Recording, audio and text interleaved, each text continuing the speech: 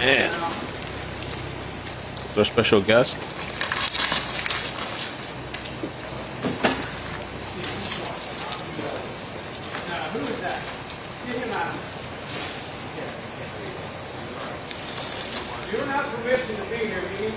Uh-oh.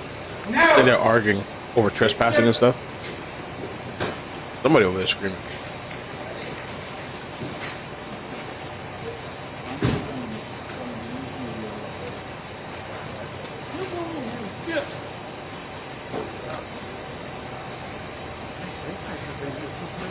Just want a glimpse.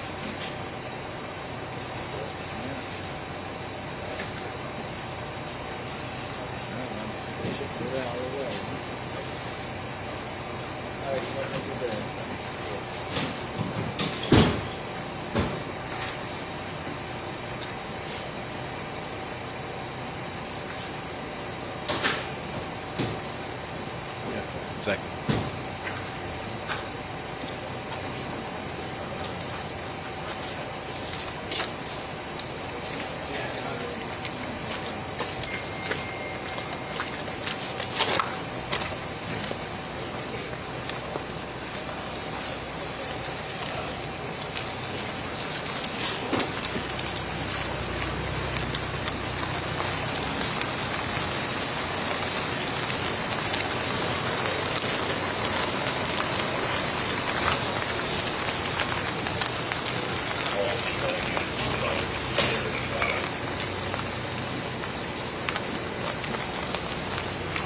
Okay, did I miss it? Not yet.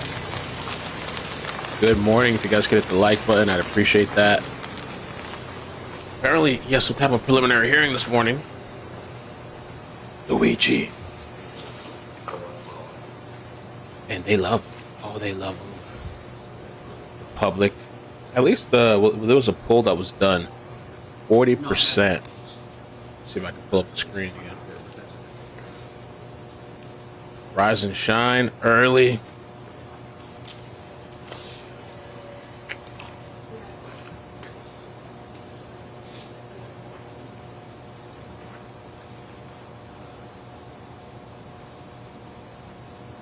Let's see what's in the chat.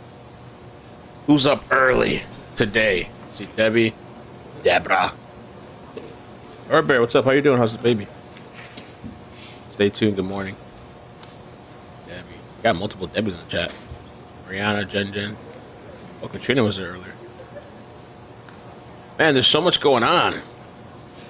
We'll talk a bit about Luigi. He has some type of hearing this morning. I think it's about waiving the extradition, though. Law and Crime titled it preliminary hearing.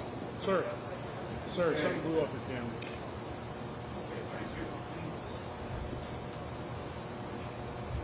I don't know if it's important, but...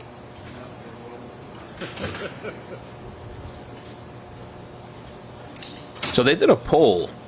You might have heard about this already. More than 40% of young voters say UnitedHealthcare CEO killing was acceptable. Acceptable. There's a lot of people that feel like that. There's no sheet. I just have a picture. This YouTuber that posted this, dude, check this out. I might have to show you on the big screen. This YouTuber took to the streets of Cali somewhere, and they did chalk and wrote, "Was Luigi justified?" And look at all the yeses compared to the nos. That's where we're at right now in society, I guess.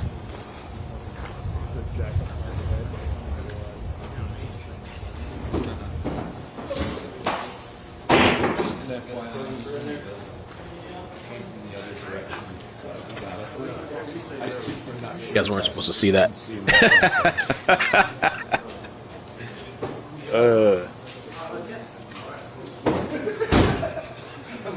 I was gonna save it for a funny moment, but oh well.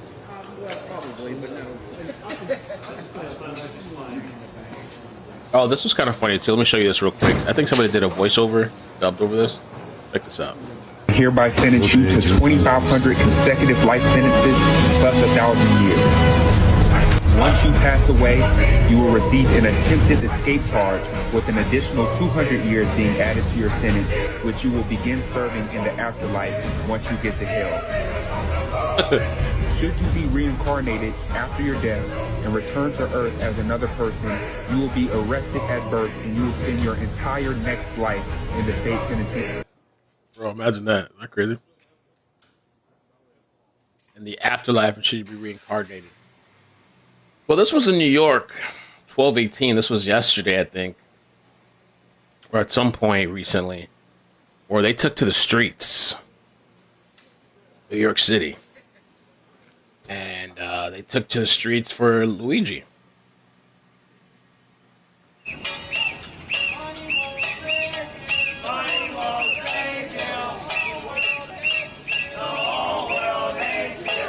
And the whole world hates you. New York hates you!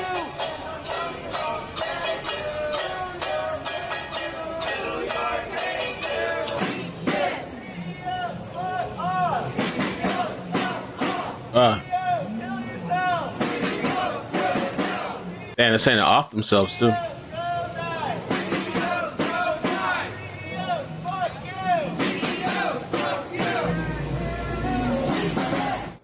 If I was this guy, who's this guy that they panned over to for a second? He looks like a CEO. I wouldn't be standing out there. I don't know. He just looked like somebody. Shit, I'll be standing there recording. Oh, this is interesting. What's this? The mob will get your ass.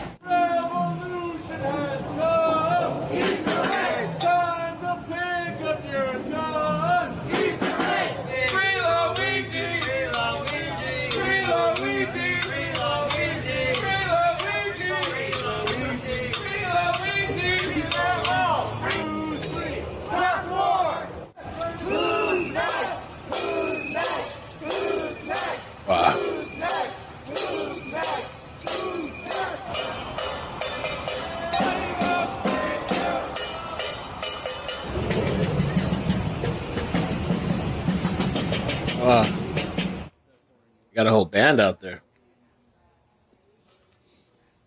Mamma mia.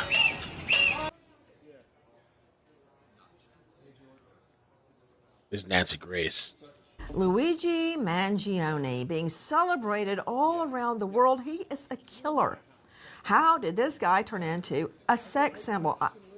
I don't understand this, but what I do Marianne, good morning. know is that Brian Thompson died a painful death alone, face down on a New York sidewalk.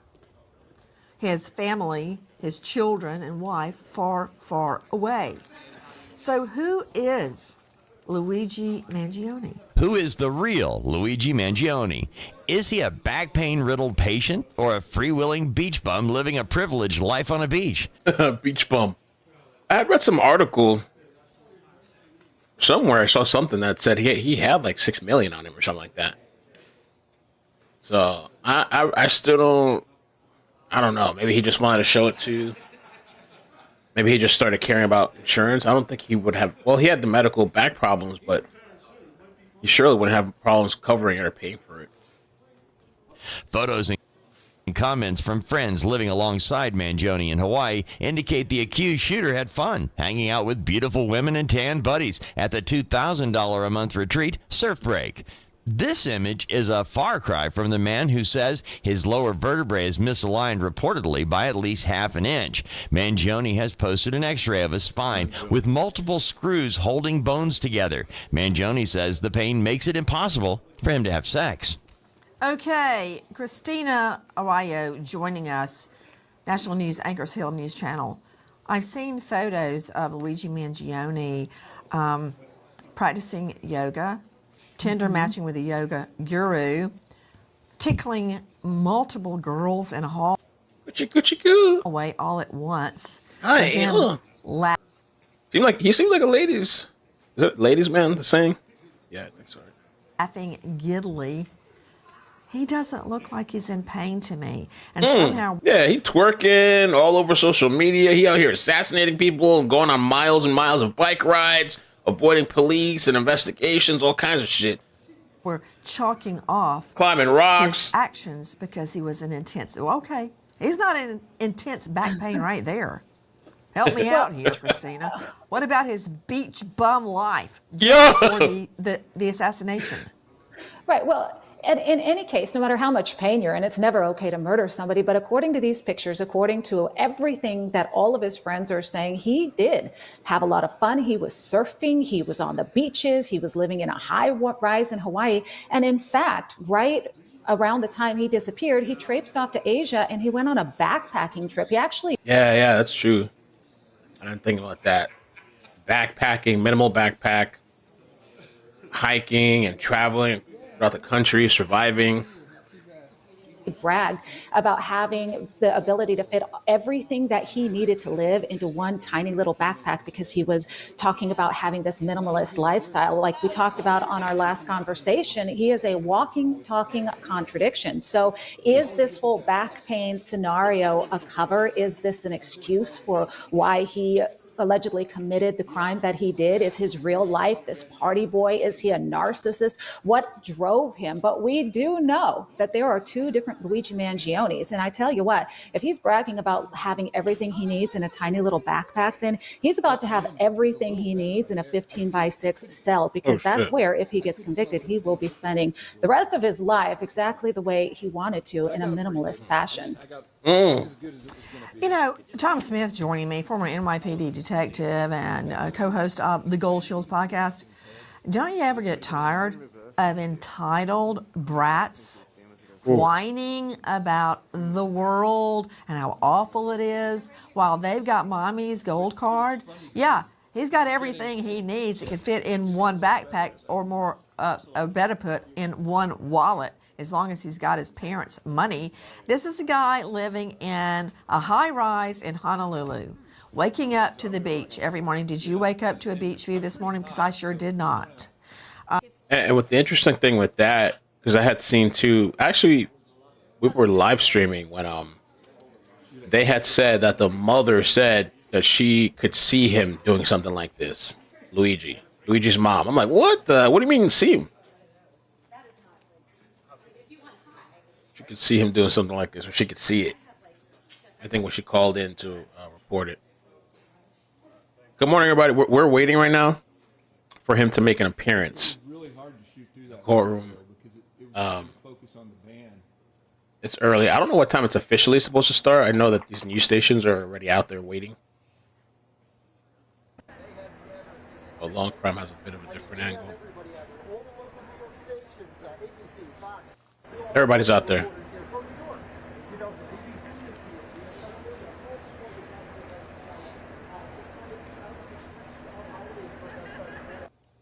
A lot of people out there, okay. Living in this luxury high-rise with a group of other beach bums in a shared space, photoed tickling girls in the hallway, multiple girls at once. Every shot I see of him, he's out in nature. He's not at work. We keep hearing he quit his job.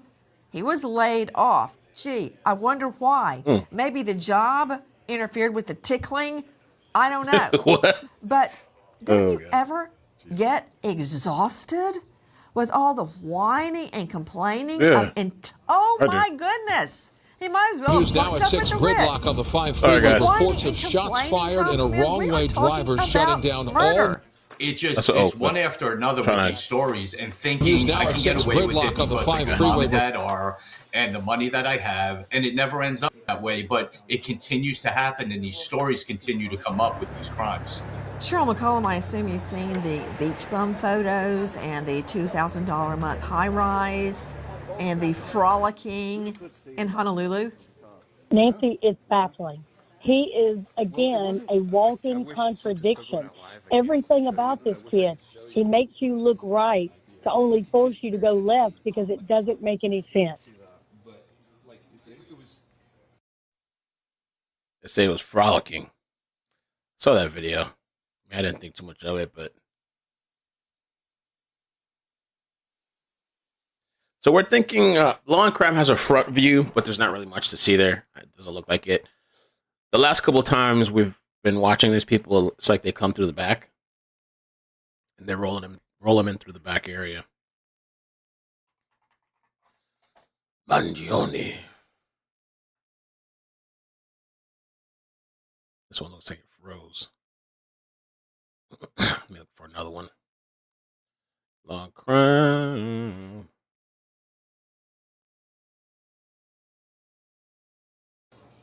Oh, there it is. Amazon workers on strike before Christmas. Oh, no.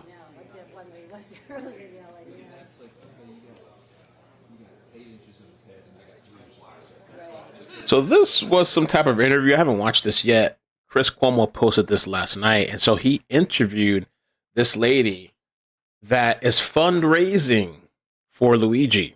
Met someone who's raising money for the chooch who assassinated. What is chooch? That's some Italian phrase? Chooch? Hold on, what's a chooch? Chooch.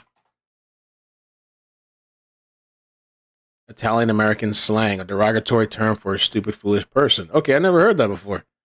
You chooch. You a chooch. I feel like you have to say it with some type of accent, probably. Chooch. Chooch. You chooch. I don't know. Okay. Who assassinated the United Health CEO instead of giving it to the people who have been cheated by the system. Anyway, let's take a look. She did an interview. Jamie Peck joins us now. Thank you for taking the opportunity. Thank you for having me.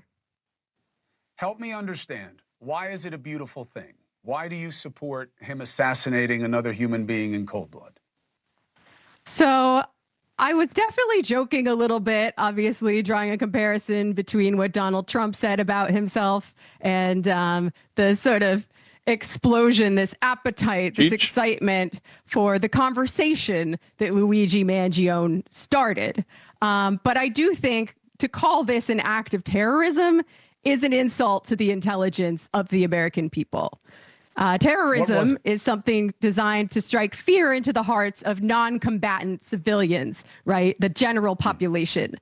Nobody but a tiny class of CEOs has been made to live in fear by Luigi's actions, but nearly everybody knows what it's like to live in fear of having a necessary medical claim denied, the fear of having your life ruined or potentially ended by a stack of medical bills. And I think in a system with so much violence that's directed from the top down, it should come as no surprise when violence begins to boomerang back from the bottom up onto the 1%. Also, I would like to remind you on the subject of terrorism, nearly 3,000 Americans lost their lives on 9/11, right? This is the largest terrorist attack this country has ever seen. An estimated 190,000 people are... I don't know if you saw it. It said that the fundraiser succeeded 150K. So they're really behind him, backing him up. Even though I think he's going to have the support from his mother and father, maybe from a distance, but I think they're definitely going to fund his legal stuff. But it looks like he has a lot of backup anyway. I don't know how he gets out of this if it's all on camera. B. Tim, thank you, man. Good morning. Thank you for the, what is it, 12 months? 12 months, damn, already. Wow. Do you think the CEO shooter defense will be a jury nullification? I think that's his only defense. I think it's possible.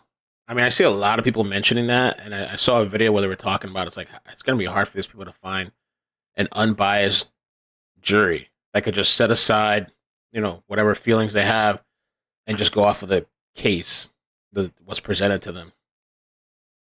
Lisa Love, good morning. Thank you for the 18 months. Been very busy, but I'm back. I hope all is well. I hope you're doing good too. Thanks. IMC McGinnis, Nancy needs to speak to a neurosurgeon. I'm full of screws. Impotence is a side effect of spinal infusion. Yeah, they have been saying that. They have said that, yeah. It's true. What's going on with this? But I thought they would have had it figured out by the last time. Refresh over here. Frozen. Are murdered each year by our broken healthcare system. That is the equivalent of 52 9/11s worth of deaths every year. One man's terrorist is another man's freedom fighter. The only thing necessary for evil is to triumph in the world is for good men to do nothing. Stay strong. Anonymous giver. Damn. Every single week, another 9/11 happens. So I got to ask, who is the more prolific terrorist in this equation? Well, first of all, as you may know, Jamie, terrorism is a specific legal standard, right? But do these school shooters get charged with terrorism? I guess they're struggling with their feed. Do they do these school shooters? Because that should be an act of terrorism, shouldn't it be? Or I mean, I guess I have to find what they define as that. There's no question that Luigi did what he did in furtherance of a political agenda. He said it. Okay, so I don't see this as a question of fact or law. It's about the policy behind it. What I don't understand, and you are somebody who in your positions is constantly trying to embrace the humanity of situations, right? I've been looking at why you support what you do with what's happening in the Middle East conflict. To me, this seems to be anathema to this. Nothing within a system gets changed by violence. How can you expect, we're having a conversation, but we're not having the right one, because the healthcare industry now has high ground because they've been victimized by this chooch. This isn't how we get insurance to be better, by putting a bullet in somebody's head. Why would you get behind that? Now, I've never advocated violence as a tactic for change coming from You're celebrating the guy. People that I organize. They're popping bottles, popping pills. I gotta find another live feed. Popping bottles, popping pills. We still have the law and crime one, but I'd like to get something from the back alley if we can. Well, they have a Sarah Boone hearing this morning too. Oh no, that's not Sarah Boone. That's some other crazy looking lady. All right, give me a second. Let me see if I can find us something else. Unless, we'll just have to use law and crime. Worst come to worst.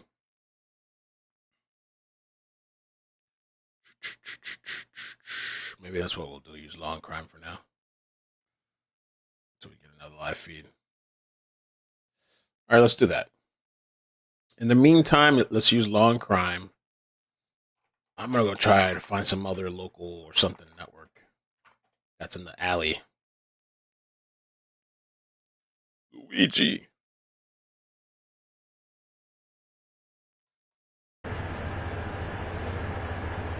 Let's do that for now. In the meantime. There's not really anything to see on there, so.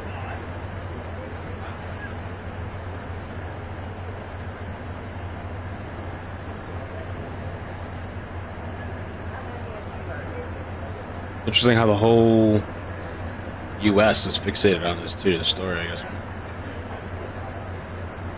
Was live.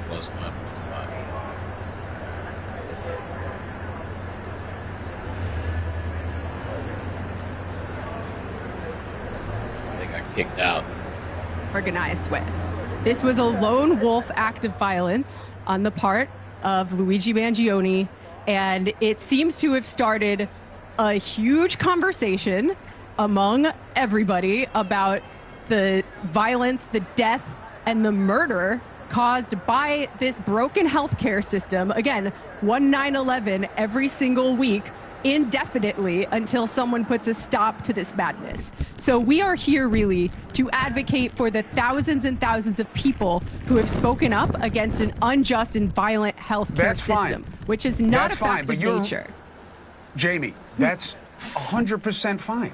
And by the way, it's not new, okay? People have been crusading against insurance companies, but there's no question we haven't gotten changes to the system that are necessary. No question. You're talking to one of them right now. I look this old because I am old, and I've been covering that system for over 25 years, and almost never positively. But you're raising money for this guy's legal defense. If that isn't supporting what he did, I don't know what would be.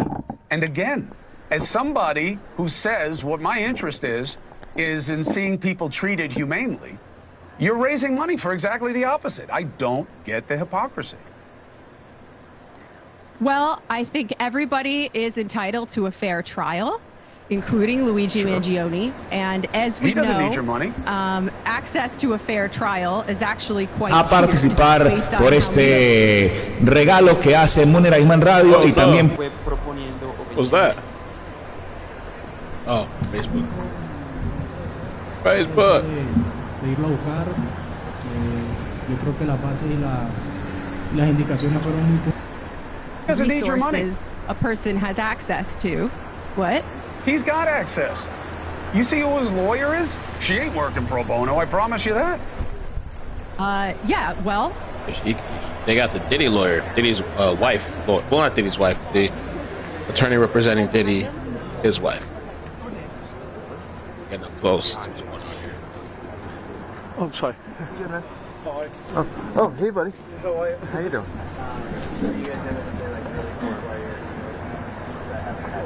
People outside. Without a line.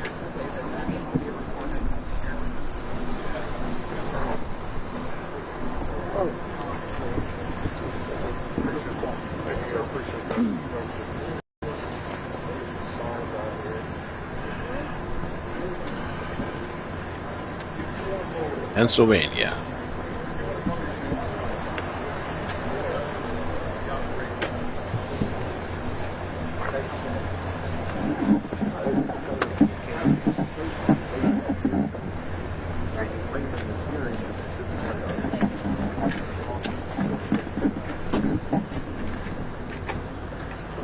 What's that saying? Luigi coin?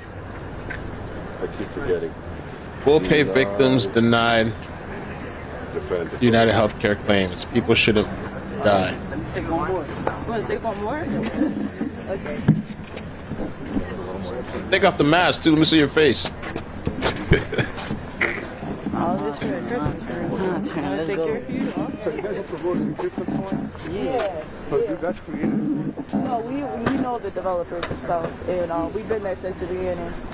So far, I'd say we've given out around, I'd say $25,000. It's kind of hard finding people that understand our movement and know what it's about, but we're really just trying to pay back the victims of the coin.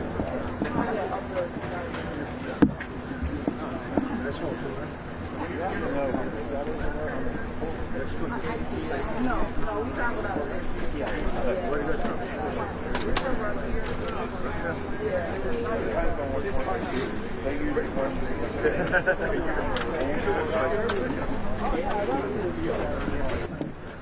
Otherwise, cool with signs out there. Wait till he gets to New York. Oof. Sorry, guys, just wanted to get a shot. The support he's gonna have in New York is probably way more. You guys came from Rochester? Yeah, we came here from Rochester, New York. Like came from New York, you see? I mean, yeah.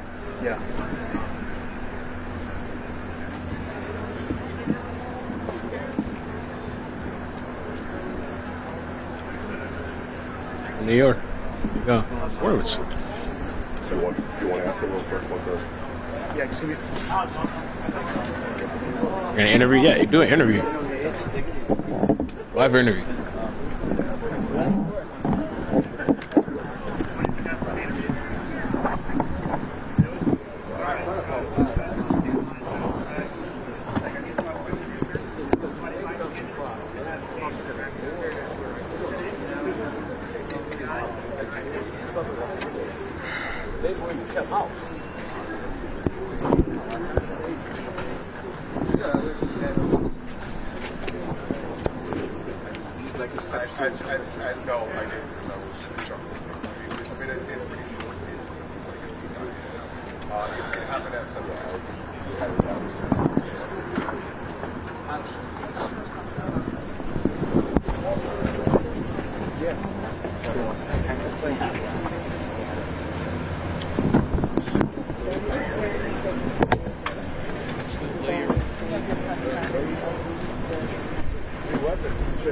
Oh, Mystic Crip, I did hear that. So did you hear about the Ellis County jail officer beaten to death by an inmate? Yeah, it was a young cop too. I think he was like 26 or something. I heard about that yesterday. I guess he was like transferring him from somewhere. Oh, I think he was walking him in from like, I guess they get like 1 hour of like outside time or something. And so I think he was walking him back to his cell, and the guy assaulted him and killed him. Yeah, crazy.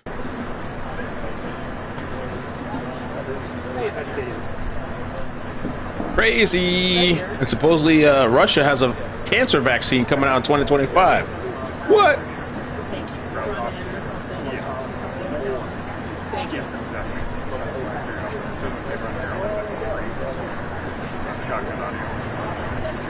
They're going to launch a free cancer vaccine in 2025.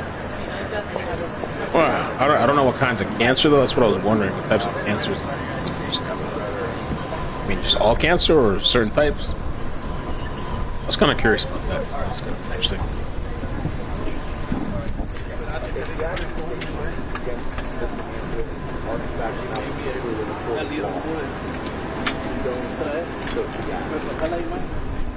Aaron, yeah, we're here early today. I slept pretty decent last night, though.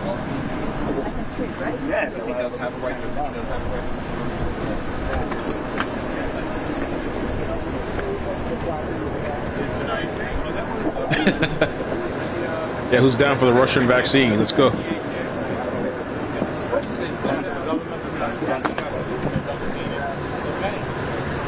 Personalized cancer vaccines.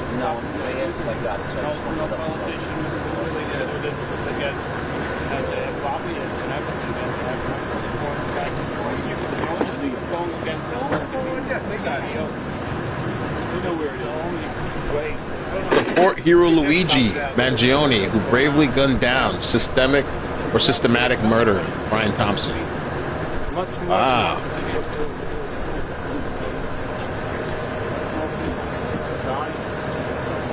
The thing with this CEO being killed, oh, there was a video too, I forgot. Here's a video. I hope I saved it. We can watch together, but you know, this guy, Brian, is like the face of it all. And he's really just a little cog in the machine, even though I know he's a CEO. I mean, it did start a conversation, a bigger conversation. So, because like, Chris Cuomo here is telling this lady, you can still talk about that stuff. You don't have to go murder somebody. And I agree, but they're saying though is like we've been talking about this shit. We've been suffering and dying, and people dying, slow deaths, and claims being denied, and all this messed up stuff. There was a really good. Hopefully, where's this guy going? Somewhere towards the end of the stream, I want to play a little conversation that I thought was like really well said. It's like breaking down the whole thing. Because what somebody was saying too is that like he was like, no, he doesn't condone the murder, but if you just ignore like the outcry from people and you don't address it and try to remedy the system or the issue or try to come up with a solution, you're making a huge mistake. You know, and there probably will be more replicas, copies. People trying to do the same thing.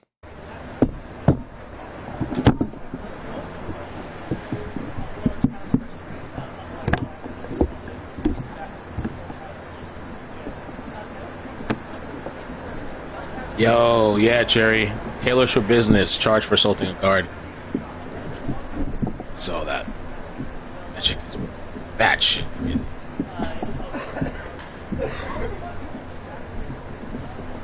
He is being glorified, yeah. We have not heard yet as to whether or not Luigi is going to accept these funds.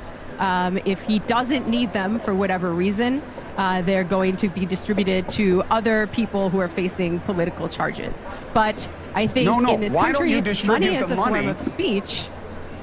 Well, no, listen, I'm not saying you can't do it. I'm not saying you can't do it, Jamie. I'm saying why would you do it? You have the right to do it. I'm saying why is it right? Why don't you take the money and give it to people who've gotten screwed by insurance companies? Now that Chris, that's a noble idea. But if I tell you that money would be gone in an hour because it wouldn't cover maybe not even one person. I mean, that is a nice idea. It's, to help some people. I mean, of course you have to verify because there's all these scammers and stuff. All these people want to take advantage, but that money would be gone in 30 minutes to serving one person.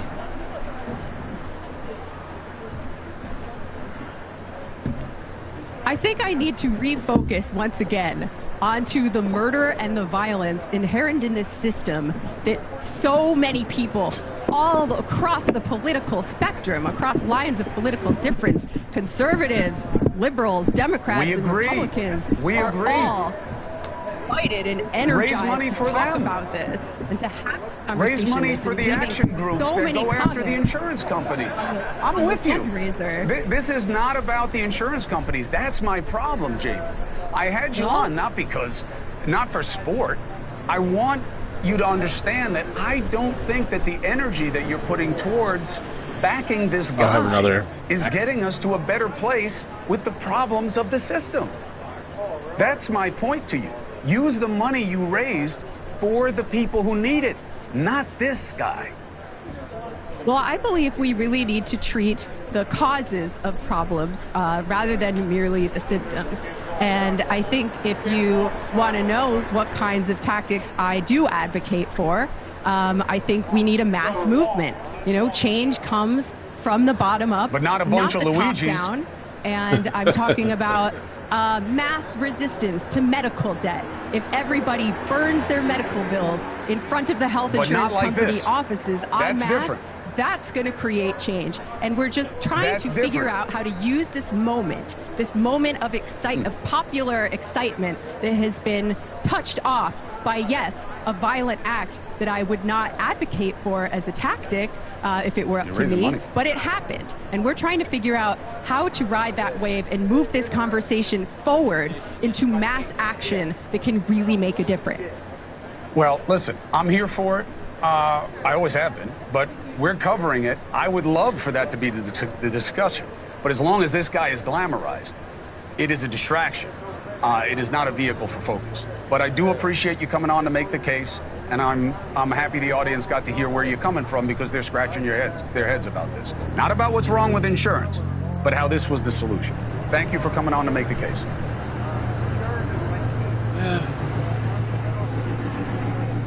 Tattoos people been getting.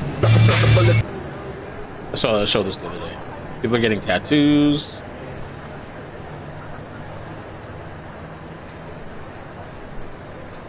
Eat the rich.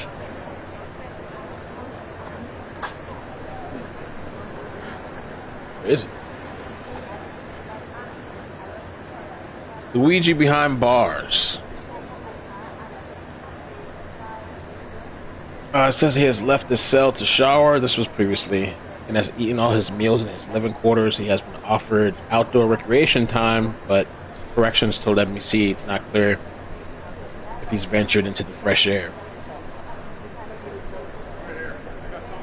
Oh, supposedly he's had no visitors since December 13. I don't know if that's still true. So far, I've heard he hasn't had any, besides his attorney, I guess. They're supposed to be waiving extradition and should be back today. Today's I mixed up the days this week. Today's still not in New York, so.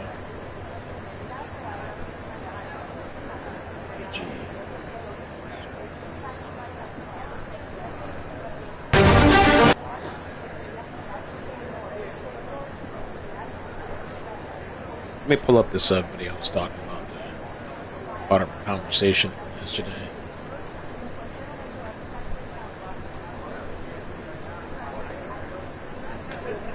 Piers Morgan. Where were you set up? Shank Yoga.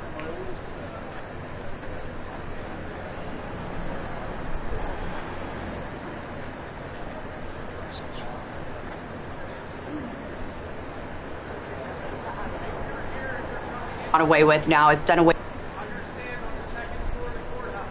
But that's got nothing to do with the cold-blooded execution of an executive. And this hero worship of this guy, Luigi Mangione, he's not a hero, is he?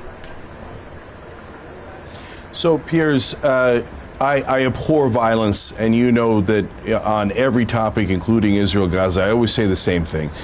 Which is violence is both deeply immoral and deeply counterproductive. It's a surrender in the battlefield of ideas. So, but as you see that poll, Piers, you can call them morons, and I disagree with them. So I understand your frustration.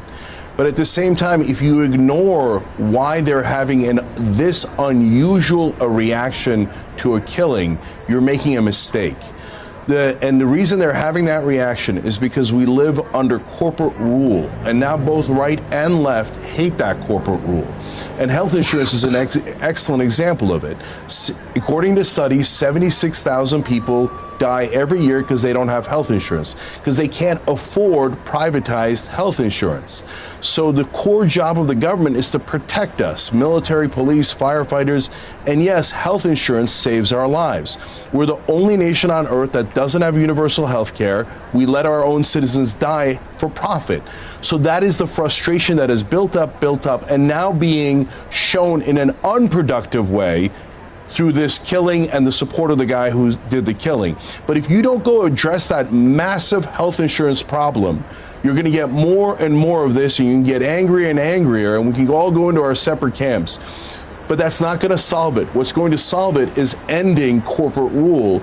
And the number one issue is that the establishment takes money from those corporate donors and serves their corporate donors. All right. Both Trump and Kamala Harris. Kamala Harris took $700,000 from the health insurance industry to make sure that nothing fundamentally changed. That is a core problem. And if you're a Democrat or you're on the left and you push people out for saying things that are true, all you're going to get is a weaker and weaker party. Let's address the root causes. All right, Dave Rubin, the poll was by Emerson College. 41% of 18 to 29-year-olds believe Thompson's murder was acceptable. 41%.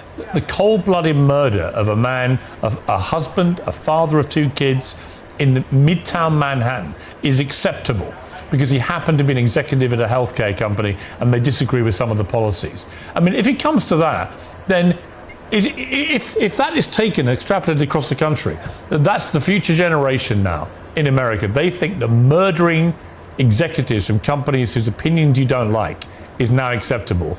America's in a very dark place.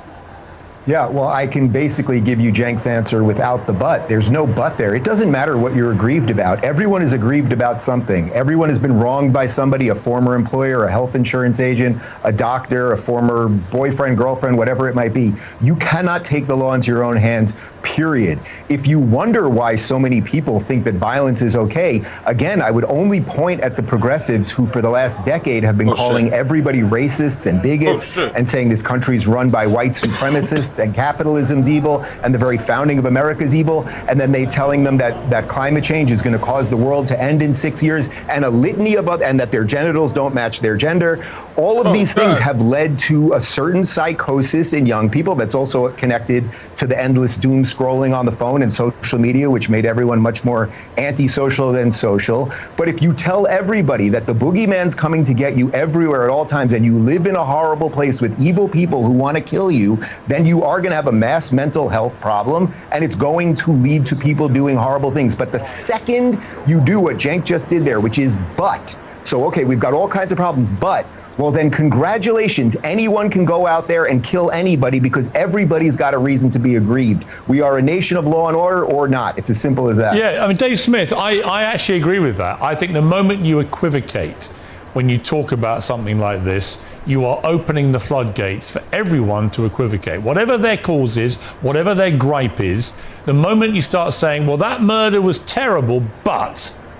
in other words, trying to find an explanation for why it's not as shocking and heinous and disgusting as it obviously was, I think you're on a very slippery slope, whatever it is. Well, I would certainly agree that and I've seen a disturbing amount of it online and stuff like that. And so, look, obviously it's horrible to execution style kill somebody. And the whole premise of Western civilization and the Enlightenment and everything that we should consider good and advanced in civilization is that even if that guy was guilty of horrendous crimes, well, he gets a judge in a robe and a lawyer in a suit, and he gets to present his defense before he is convicted by a jury of his peers. The idea that you can just execute, first of all, it's evil, and also no matter what side of it you're on, the outcome of vigilantism like this is just chaos and an awful place to live. I do think, though, that for people who feel that way, we should look at a poll like that and have a lot of questions. Yeah. And I don't think that, I don't think Dave is completely off. I think there has certainly been a bunch of toxic garbage that has come to dominate university life that is very bad for young people's minds. I will say, though, that as a society, we have put the young people in this country in an awful position in many ways where they do have legitimate grievances. Now, I'm not saying that justifies, supporting anybody being executed like this.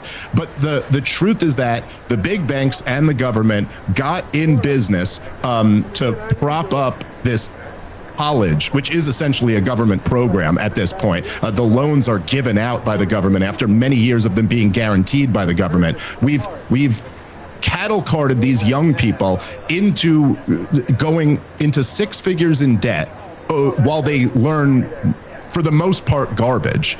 They come out of this, they're working at Starbucks, they're 150 grand in debt. My grandfather, in a much poorer, much less advanced economy, could go wait on a line and get a job after high school and support his wife, who didn't have to work and raise their kids and have 2 cars and own a home. There is simply no path toward that for a huge portion of young people. And if we don't address that and we don't try to fix this situation, I think we're going to be looking at this very disturbing reality where more and more young people kind of celebrate the person who just went out and made what from their perception, somebody who was like in the establishment or in the winning class, made them pay. I'd also add very quickly that in the middle of that, just to add insult to injury, we still have Social Security, which is considered like a third rail that nobody, even the Republicans, will dare mention trimming at all, which is nothing but a wealth transfer program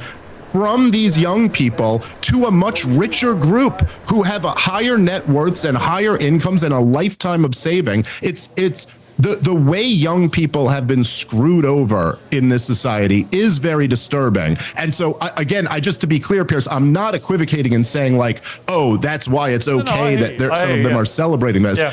But I think we should recognize this. Yeah, Amalo, what are your thoughts on this? Yeah, I agree with what Dave Smith just said. We should recognize the problems that are maybe underlying in this guy's motivation. I obviously don't think that retributive justice is the answer in any way, shape, or form. But to somebody else's point, I think somebody said the response to this has been sort of unusual or dramatic. I kind of want to push back on that. I feel like this is becoming a common response to anybody who, we disagree with losing their life. I think for a lot of us on this panel, maybe one sentence that we've said on this show today will now lead us to our deaths being celebrated, God forbid they happen. And it's a really interesting sort of common response that we're seeing in today's time. I'm reminded of, the Titanic submersible. Now, that wasn't an assassination, but those people dying was celebrated all across the internet in a very disturbing fashion. And I think it's about this sort of redefinition of violence that we're experiencing right now. Your words are violence now. Your actions are violence. Your silence is violence. Yep. This CEO, the violence that he was committing on the daily basis was being a CEO. And I think that redefinition is really taking root, specifically in young people. And when you mix that with the agitation they feel over their economic standards, the world that they're living in, the society that is increasingly becoming sick, we're going to see, unfortunately, more of these actions take root. Yeah, I think you make some great points. Lindy, final word to you. Yeah, and what's really rich? Leftists love to talk about gun violence, and I am a huge advocate for gun safety. But where was that? Where was that energy when this happened? Yeah. Suddenly it didn't matter at all. Suddenly they were worshiping at the altar of Luigi with no mention of guns, no mention of ghost guns, which is one of their favorite topics. But all of a sudden you can hear a pin drop because no one is mentioning it. And I do want to mention, if this guy weren't hot, there wouldn't be this mass hysteria. You can't say that. I think a lot of if he'd executed a female executive, there wouldn't have been the same reaction. Right, it was the fact it was a guy who was a middle-aged white guy executive. He fitted the narrative they wanted, which was perfect hate figure for the whole health. And we learned he wasn't even a client of UnitedHealthcare. Right, neither was his mom. Yeah, I think this guy Mangione is a total fraud, and the idea that he's some kind of Pied Piper Robin Hood figure, forget it. He's just a cold-blooded killer with a twisted mind who thought he'd make a name for himself. Got to leave it there. Well, I don't know, man. A lot of people pretty kind of split. I think there's more people still that are leaning towards like it wasn't okay to do the murder, but there's a whole lot of hella support. I think I got a good for Luigi. I wonder though. I really do kind of wonder about that. If it was like if it was a woman that had shot and killed the CEO, or had it shot and killed a woman CEO, with the reaction would the reaction still be the same? I don't know. I think there was another clip that I watched. I had a chance to watch it yet. My neighbor's gonna go ask my neighbor, hey, is it okay if Janet stands in the front of me? So she's gonna go ask. With me, it's just hard to. Yeah, here it is. Luigi. Great. I think the best chance he has, and I think this is what Tim said, the best chance this guy has. We talked yesterday about jury nullification. A lot of people have been talking about that. That might be the best chance he has. Somebody in that jury either gives the other jurors a hard time and he walks, or they all just go, do a jury nullification, and he gets off and sails into the sun.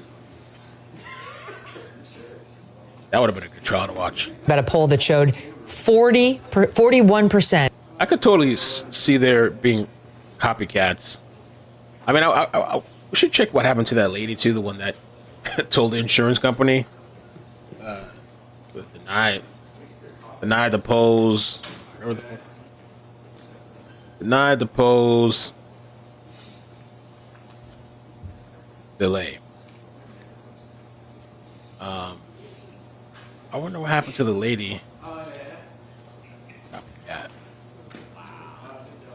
think she bailed out.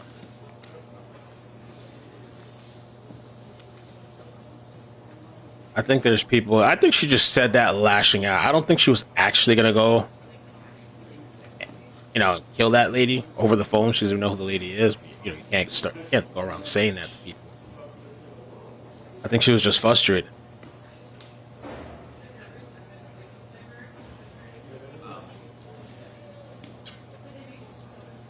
And you should see that there's this Twitter page that I follow that they document all the graffiti all over the place. I guess people are sending in graffiti or artwork or whatever. I mean, I see hundreds of people doing that, putting up graffiti or signs. There was one the other day I saw, who's next? Gotta find more CEOs. Of 18 to 29-year-olds, 41% approve of what Luigi did, allegedly, this murder, approve. Only 40% of that cohort says they disapprove. So basically tied. But the fact that it's tied on approve, disapprove, this murder of just his only sin was being the CEO of UnitedHealthcare is astonishing. And then here's more. This is Poll Tracker pointing out today. Favorability of Luigi by age, 18 to 29. Favorable opinion of him, 39% of that cohort has a favorable opinion, 30% unfavorable. 30 to 44-year-olds, unfavorable, 29, favorable, 28. So it's basically tied for 30 to 44-year-olds on whether they approve of this guy. And then as you get older, it goes down. Unfavorable within the 45 to 64, us Gen Xers, 49% unfavorable, favorable 14, 65 and up, unfavorable 63, favorable 5. But unbelievable, Justine. Well, I think you're seeing a lot of cognitive dissonance with him and also this teenage girl who did this shooting recently. Is that right? Yeah. And so cognitive dissonance is interesting. It's, where you can't hold two different ideas in your head at the same time. So people are going, oh, well, somebody murdered somebody and, he's well off. Oh, and he's educated. And there's nothing in his social media that seems to indicate that he's insane or holds ideas that are in opposition of their positions. And do you see, he doesn't fit into the category that they expect, or that anybody really expects? Who expects that?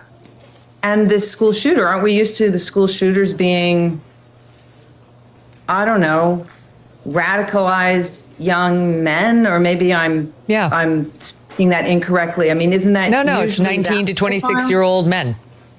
But now you have a young woman, teenager, who's railing against misogyny. You see, so these two it's an interesting timing for them. They're both.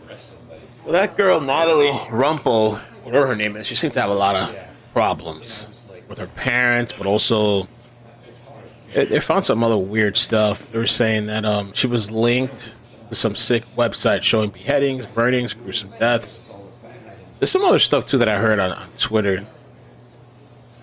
she's linked to other weird stuff. But those this website, Watch People Die. I mean, those websites have been around forever. I guess it's something because now she went and shot the school.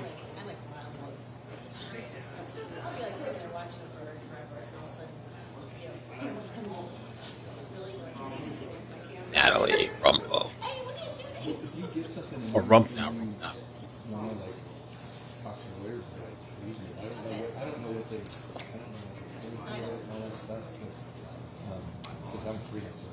Both murderers. That's it. A murderer. They're both murderers. Neither one of them doing it out of self-defense. So, in society, as far as I'm concerned, that is abhorrent and not to be, it's unacceptable in our society. You can't have a society, a cohesive society, if that kind of thing is acceptable, obviously. But I think, yeah, what I said, I think there's a lot of cognitive dissonance for many, many people that these two killers are the types of people that they are. Mm-hmm.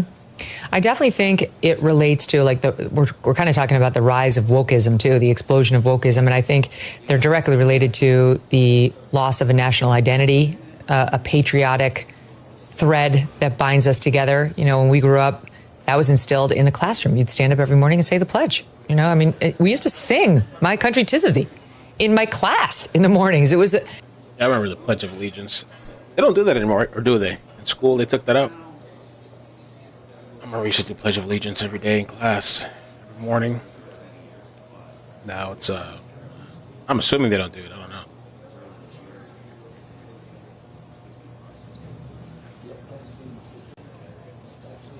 And that's gone, and so is religion in the public square, which was absolutely one of the things that we saw the country founded on, and it's been erased and erased and erased and replaced with active school shooter drills. And there's a search for meaning. Yeah, and be interesting to see where that started. I really liked doing the Pledge of Allegiance when I was a kid. I'm sorry to hear that I know that's not been a part of a regular school. I liked it too. Mornings for a while now, and that's too bad. I'm not opposed to religion not being in schools, or you didn't say schools, you said the town square. It's the public square. You know, it's interesting, spirituality, the decline, you know, when you look, there's a chart, right? The decline is really sharp, the fall off. I don't know when the sort of steep descent begins. But maybe, Megan, it has to do with the kind of flattening of culture that the internet, public-facing internet introduced. And look, there's a lot of great things about the internet. And one of the consequences, though, was a flattening of culture, a flattening of time, too. Zoom link for Jonathan Odie's court hearing. Directions for virtual attendance below. Can it be streamed? Oh, recording's not allowed. Damn. That should be interesting. That was a guy that exposed. They're interrogating. He went and shot. I think was it Mar-a-Lago? One of Trump's hotels thing or something. He went and shot up the place, and they interrogated him, and he started talking about all these Diddy parties. And I wish they would have questioned him more about it, but they didn't really care about that. He was exposing all the Diddy stuff. And they thought he was crazy. And it was actually true.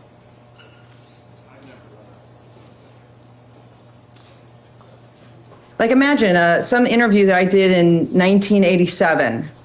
You could find in a magazine, a 1987 issue of a magazine, and it's in context. You see other people that were, you know, popular enough at the time to be interviewed. You see ads from that time, news that was happening at that time, whatever. But now you see an interview of me from 1987 online.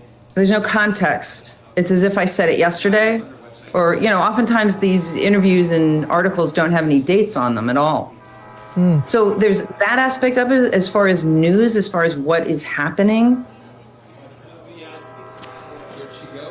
Beeping the horn. Somebody's beeping the horn.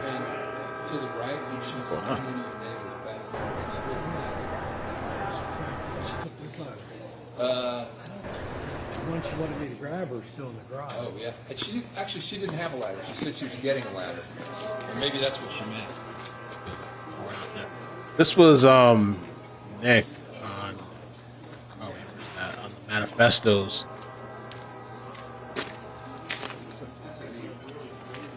I don't want my neighbor getting pissed at me just because I'm going on their property.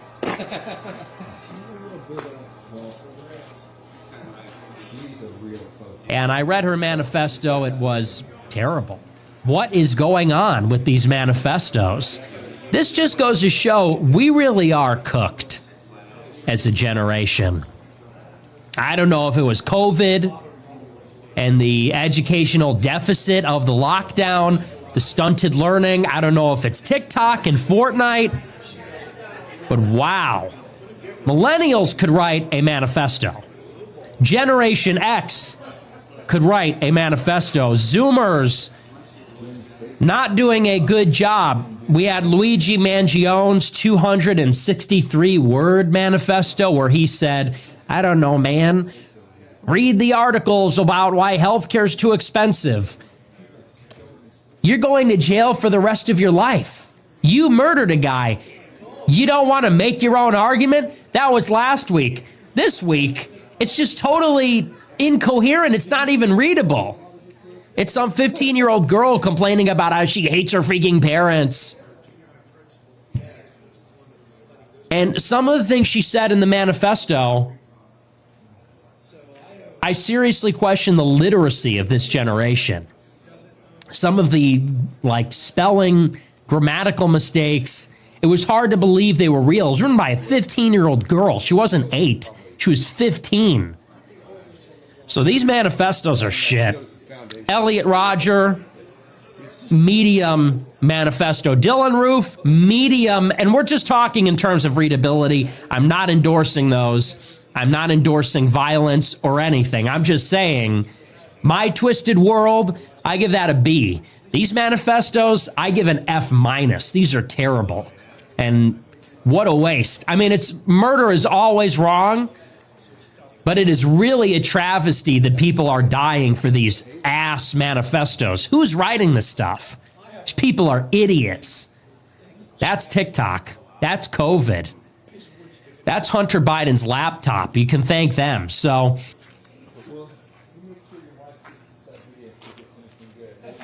We'll take it.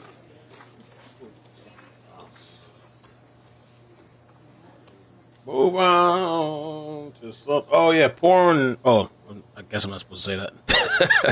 The adult website is being canceled out of different states. If you guys haven't heard already, well, they enacted this age verification restriction thing. Over 18, I guess they say you will lose your access to the website in 14 days. Okay, they've been putting up a message. And basically, I don't know if these people, you're going to have to put ID, your driver's license. So I guess they're pulling out of these states. They're not even bothering keeping it there with the ID verification. So this is happening in January 1st, 2025. And I think it's a good thing. So I think people are just going to find another place to go, I guess, and watch it. I think that's a good thing. Oh yeah, here's the thing. You will lose access. Pulling out of Florida. So instead of just keeping their website in the states that have this verification thing going on, they just say, you know what, we're out of it.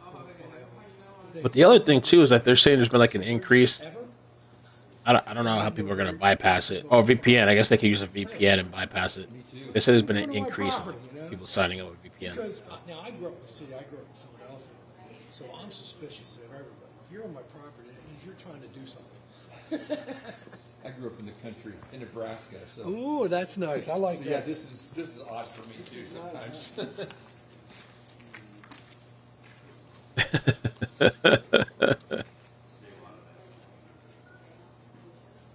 Discord is making age restriction where you have to take a live video. Really? That's interesting. The IRS has a thing too where you make an account. They have a thing, you take a picture of your face or a video or something. They have some websites have something like that. Imagine you had to do that for the adult websites. You got to take a picture and video yourself. For this stuff. I'm sitting in my dining room trying to write music. And People are pissed off.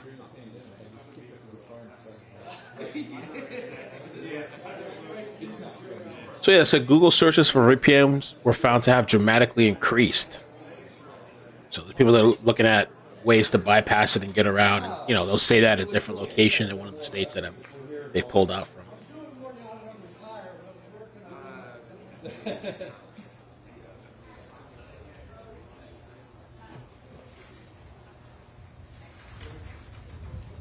Gen X may still struggle with the concept of a VPN, but the younger generations will get around it.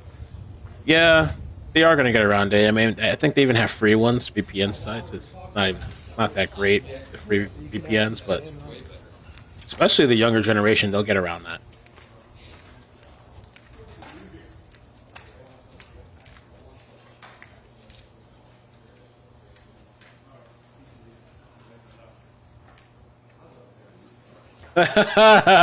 Somebody commented and said the irony is kids know about VPN and BitTorrent.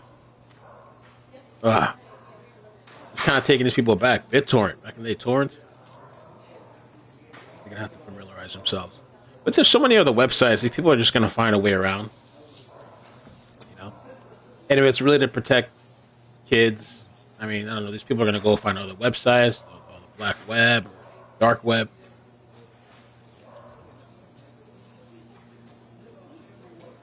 Always a way around this stuff.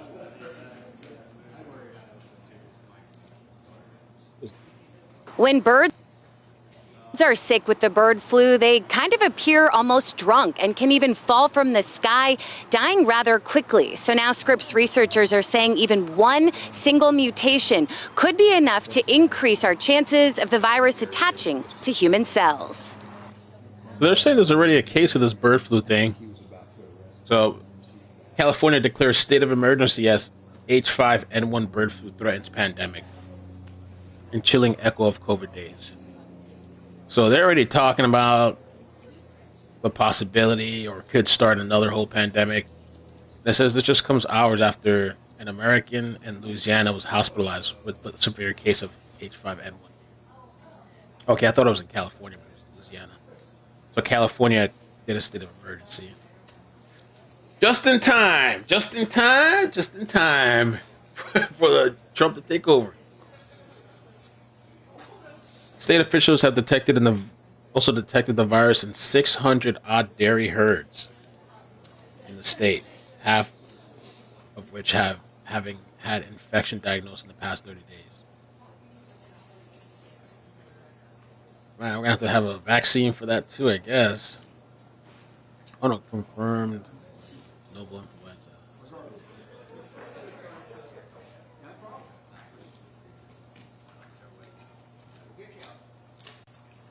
So it begins.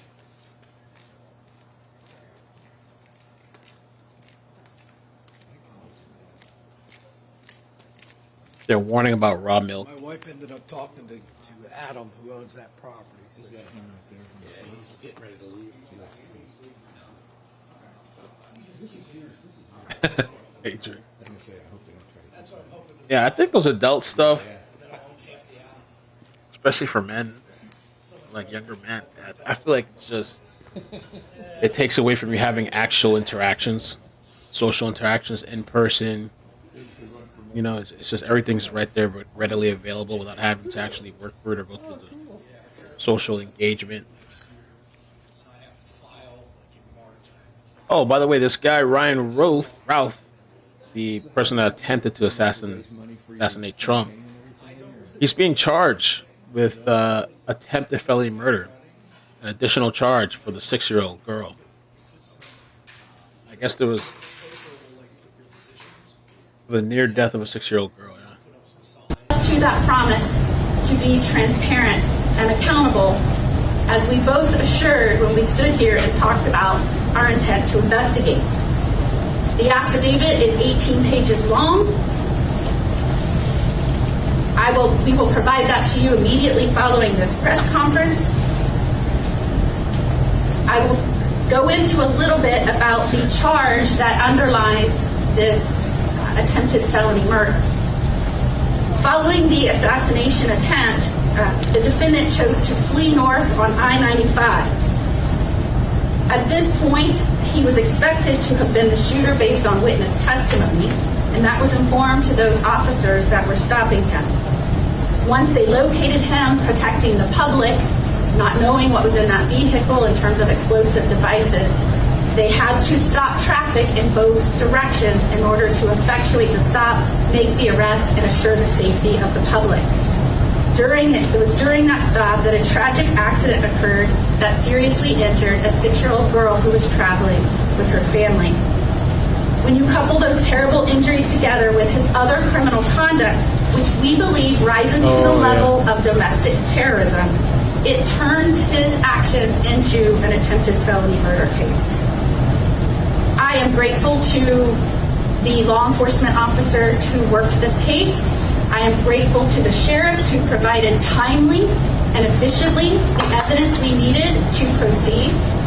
I am grateful to all of our statewide law enforcement officials that work hand in hand with the statewide prosecutors to get us to this point. I expect that this investigation will not stop. It will continue. We will continue to be transparent and accountable to Floridians.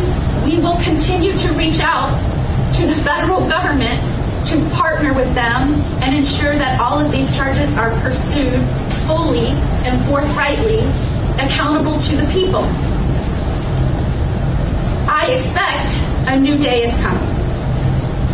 I expect that next month we will see new leadership in agencies that will rightly reach out as intended and as is done historically and commonly to law enforcement agencies within our state and partner in good faith as we pursue our... Okay, that was a little snippet. They're saying Luigi was seen out this morning.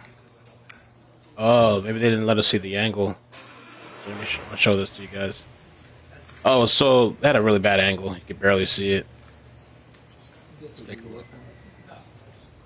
Luigi. Oh, hit record.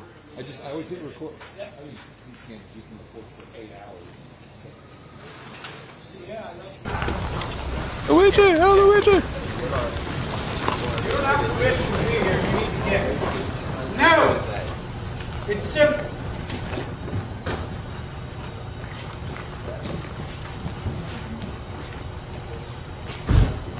Tiny little glimpse.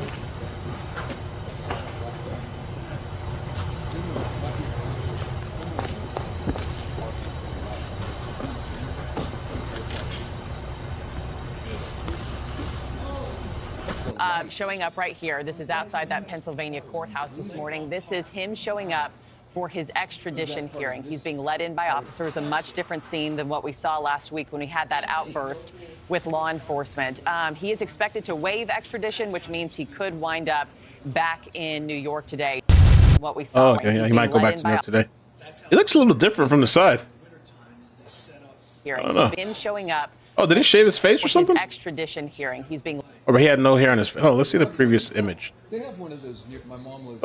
Yeah, he looked like he must have shaved his face. And Bull Run does something like that. Or maybe it's just the angle on the camera. I don't know.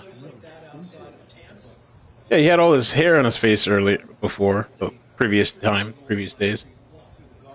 And now it looks like somebody cut his hair in there. Look, he got a fresh cut, like went to the barber or something. Yeah, you got a haircut? I need a haircut. I'm looking like Al-Qaeda over here. Maybe I'll go tomorrow or something. I need to get a haircut. Showing up right here. This is outside that Pennsylvania courthouse this morning. This is him showing up for his extradition. Oh, yeah, he got a fresh, smooth cut. Baby face. And not even that. Not just his facial, like, hair. I guess we have, like, a mustache and a beard. Like, somewhat. Not fully grown, but it looks like even he got taped. Like a clean cut. Yeah, that might not be fun. Hearing. He's being led in by officers. He's probably getting like high class barbers. Somebody's, At Pennsylvania courthouse Take this care. morning. This is him showing up When I say high class, I mean like a prison for his inmate or extradition something hearing. like that. He's being led in by officers, a much. He looks so much younger too. Not all that the hair shaved, facial hair. You guys go to Florida. Where do you go in Florida? Right outside. Okay. I live my Condition here being let in by officers. He knows all the ladies are watching, so he's got to maintain it, keep it up. So I spent about 4.5 years in Florida. He got a blowout. My son used to work for the Rumble Ponies up in Binghamton. Oh, wow. New York. And they let him go, and then he got a job with Toronto. Wow. In their minor league team. That's the latest update. I guess we're waiting. He's supposed to waive extradition today. That's the thing that's happening. So he worked with them almost. I think because they got a top attorney, that Diddy's attorney's wife. If I let him go, now he got a job with. So he needed a place in that area. I think he was gonna just waive it. He dropped the other guy. I don't know if he's dropped. Did he drop the other guy? Needed to clear them out because his girlfriend was moving in with him. They didn't have two other guys living in the house. He goes, Dad, I can't afford right there. Oh, this was wild. With all my properties, I had enough. Freight train derails after hitting truck in Pecos, Texas. I saw this yesterday. Tracks. I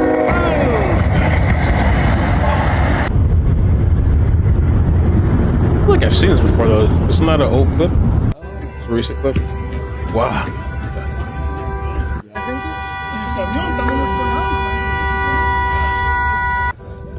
You guys didn't have any problems with Right in front of the museum, quite a mess, dude.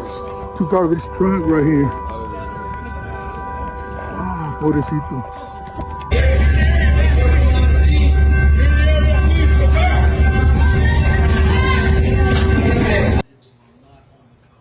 So this truck. Tracks. Damn, clean off, too. Crazy. Yeah, like Port Charlotte, I think, maybe. Not that Diddy attorney. Oh, they dropped Nick Fuentes' body cam yesterday. I was watching a little bit of it. Now we're going back down first week of January. We're spending 2 months down there. I got a new kitchen I'm going to put into place. Oh, you're going to get out of there just. Where do the Phillies? Where do the Phillies? Clearwater? Yeah, you can go down there and watch it. Stay a little bit longer. Well, we're going back down in March.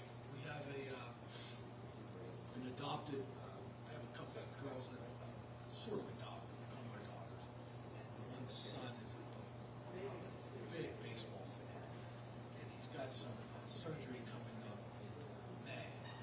So as a treatment for the surgery, we're going to take him down for spring training.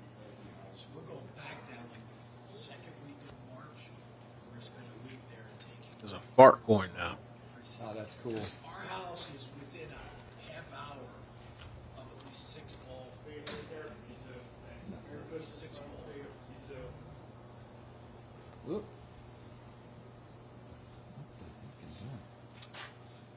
Hearing aids.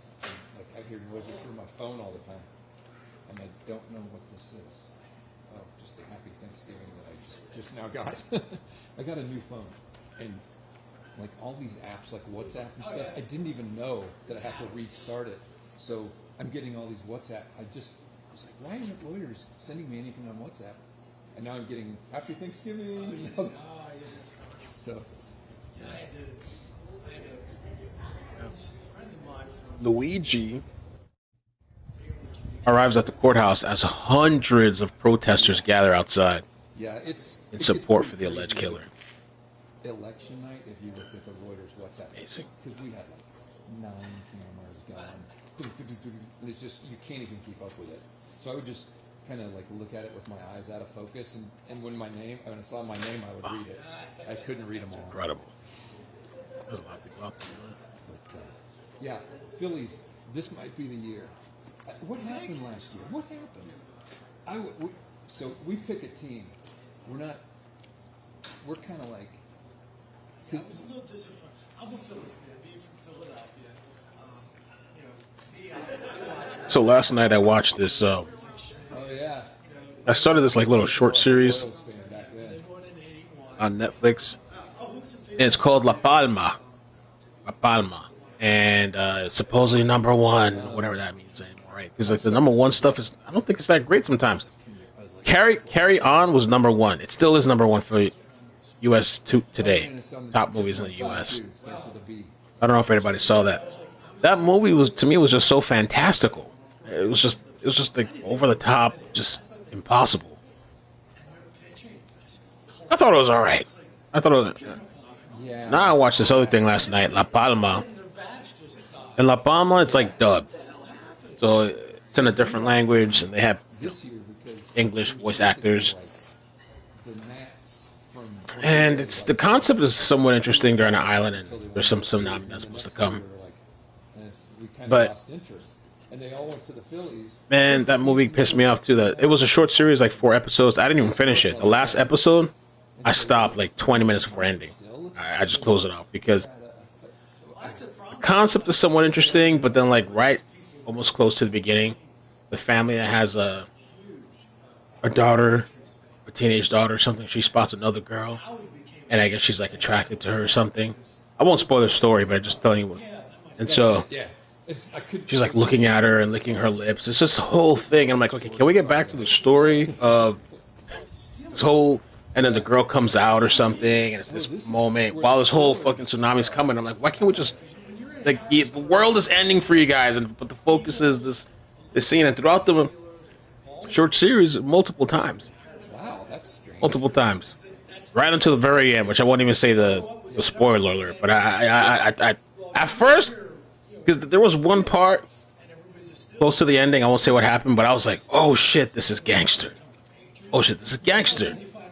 But then as I kept going on, and I saw the outcome, I was like, oh, this is whack. And I stopped watching. Yeah. Well, I think one of my favorite endings to a movie was, is it called River? Mystic River or something? Mystic River.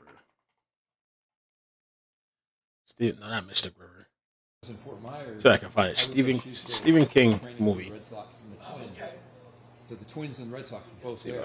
So it was so fun too. You know, you'd get to go interview the players afterwards. Like I like something that you're not going to expect. Everything's so predictable now, and everything's so everybody gets to live and be happy type of shit. My son knows the kid who works the tickets, so he got us tickets. Oh, The Mist. The Mist. I like the ending of that movie. The Mist. That shit was good. Walking past this one thing, and there's Judge. Hey, you shake his hand. So it's so much more laid back when we do the full spring training. Yeah, he fell apart. Oh yeah. God. The Mist left you feeling empty inside. Just shocked, just complete utter shock. So it's a different. I won't spoil that either. In case somebody wants to see that. All the hype with what you get when they're back in their own. See what else is going on. It was nice. I didn't think I was going to enjoy going. So Luigi's already inside. I enjoyed it more than going. Probably going to waive his extradition. He'll probably be in New York today.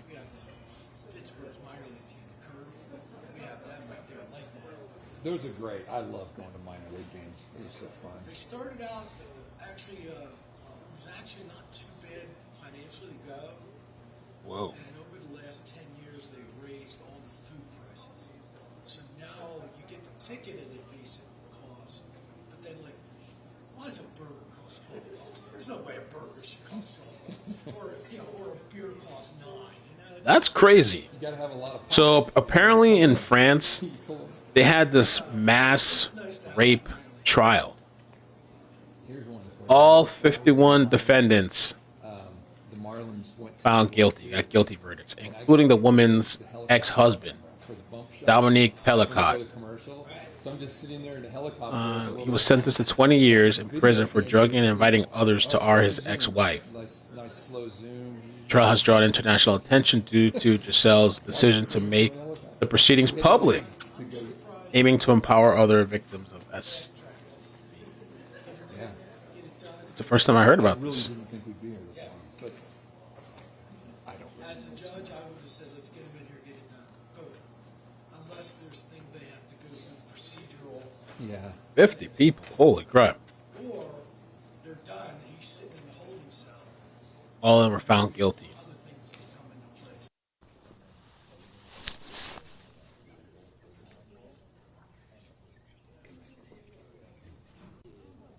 Panel of 5 judges.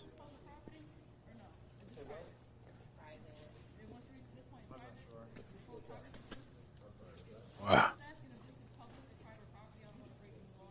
Receiving the verdicts of the men who have now been convicted of raping Madame Pellico. She has been brave throughout. She waived her right to anonymity, and the verdicts and the length of time they are spending in jail. It's taking a while. There were 51 of them who abused this woman time after time. Monsieur Pellico, guilty of aggravated rape against Giselle Pellico, guilty of illegal broadcast of images of Giselle Pellico, guilty of recording images of Giselle Pellico, guilty of recording images of 2 other women. Jean-Pierre M, guilty, 12 years in prison.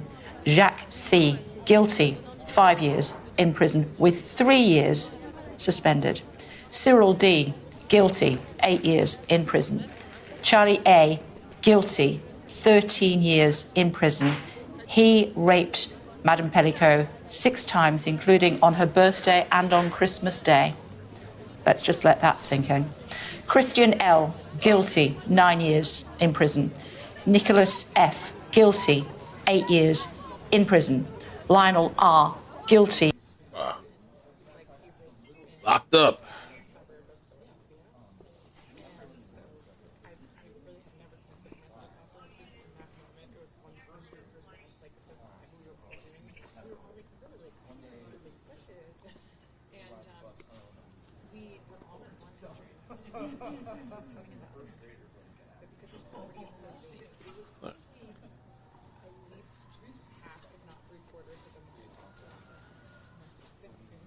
Man.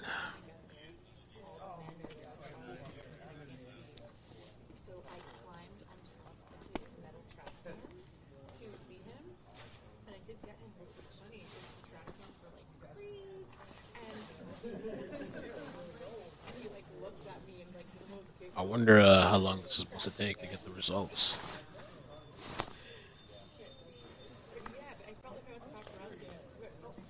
Or not the results, but the end of this hearing. Oh, look, this is a better view. Protesters.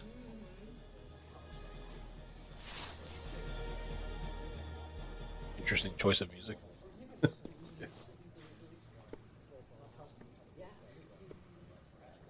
No, There's people dressed up as Luigi. Well, let me show you the.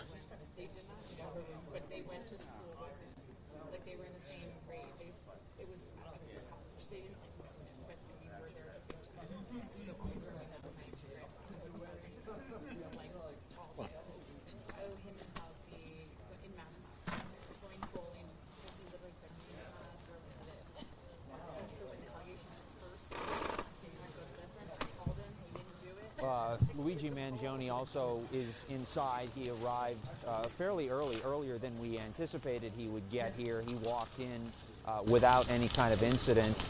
They backed the SUV right up to the door in the back alley here at the Blair County Courthouse, and he walked maybe 6 or 7 feet, of course, escorted by plenty of police officers inside. No outbursts, no kind of resisting, nothing like we saw just a few days ago here, that famous, now infamous outburst and his yelling. So he got inside, no issue there. 2 hearings here today. The first at 8:30 on the local charges that he's facing here in Pennsylvania, which include carrying a gun without a license as well as forgery. Remember, he had that fake New Jersey license that he used to check into the hostel on the Upper West Side. He had that on his person when he was arrested at the McDonald's in Altoona on December 9th, 5 days after he's accused of killing UnitedHealthcare CEO Brian Thompson. So if what happens, what we anticipate will happen, does in fact happen, and he waives extradition, then the NYPD will take custody of him. Plenty of NYPD officers are here already, to be sure. And according to one law enforcement source who called me just a short time ago, the plan right now is to drive Luigi Mangione from the courthouse to the nearby airport in Altoona. It's about a 25 or so minute drive away from here, and then fly him by plane, weather permitting, to New York, where he could face a judge perhaps as early as later on today for his arraignment, and then the whole legal process starts in New York. There's also the issue of federal charges, because we're expecting Luigi Mangione to also be slapped with those, in addition to the state charges that he is facing, both the first-degree murder charges and also the 2 second-degree murder charges, in addition to a slew of other counts he's facing. And the significance of the federal charges, of course, is that they would make him eligible for the death penalty if he's convicted of said charges. So we're watching a lot. My colleague Michelle Ross is inside the courtroom. As soon as she gets any information, as soon as the hearings wrap up, the plan is for her to come out. She'll join me. We'll chat about what happened today and next steps here as the wheels of justice continue turning and they shift from here in Pennsylvania to back in New York. Kurt and Rosanna. They could have done something like that. Walked them along the back. Oh my heavens, yeah. Yep.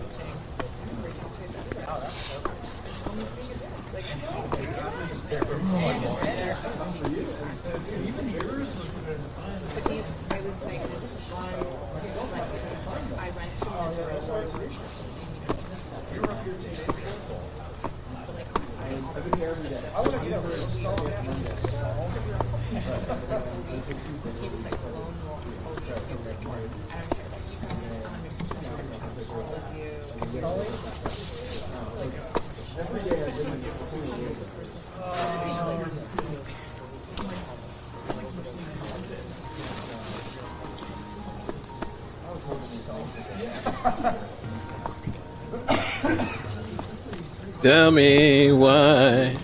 I'll be right back.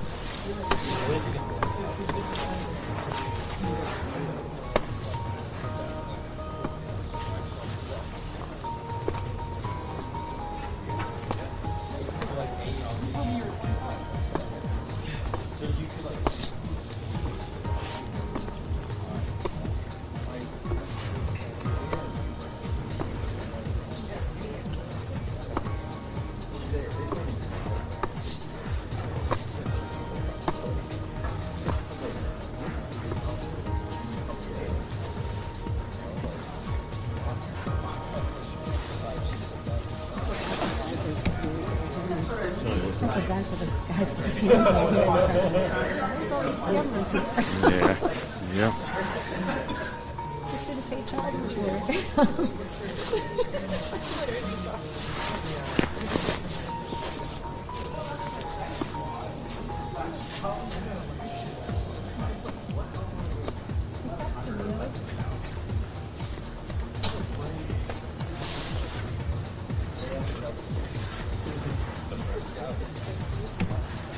Well, hey, hopefully you see the other pack now.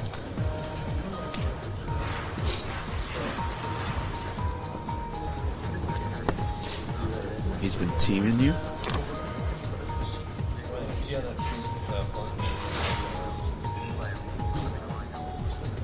Oh, jeez.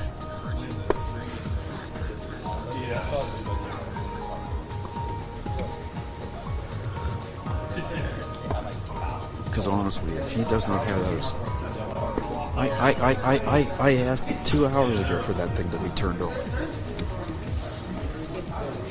All right, sounds good. Does it look strong enough?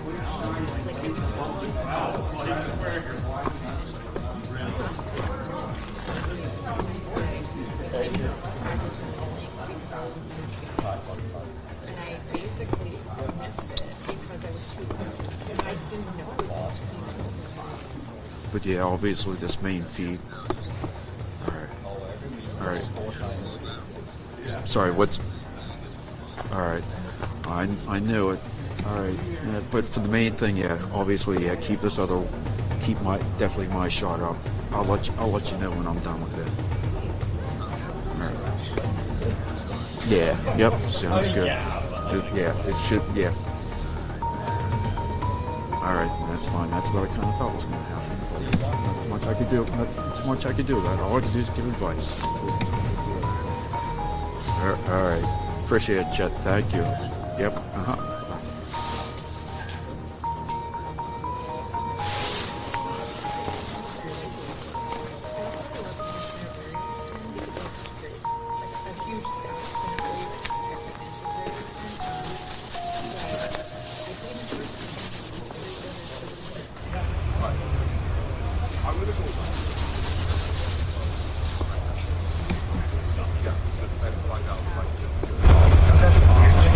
I will be right back.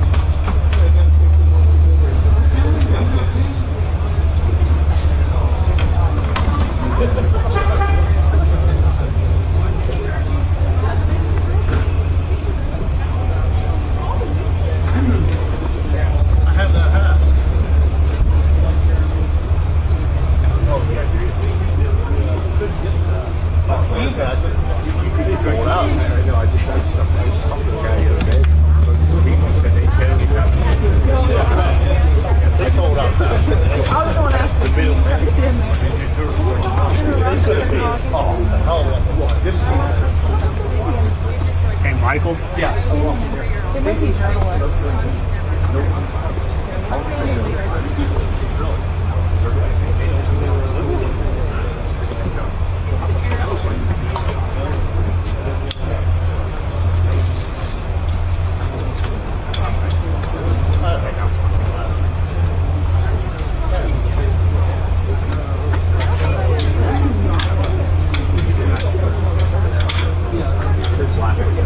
That's why you have to make it secure. Yeah.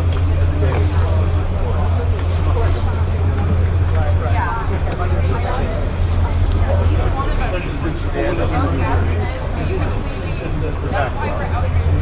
No, just take a picture.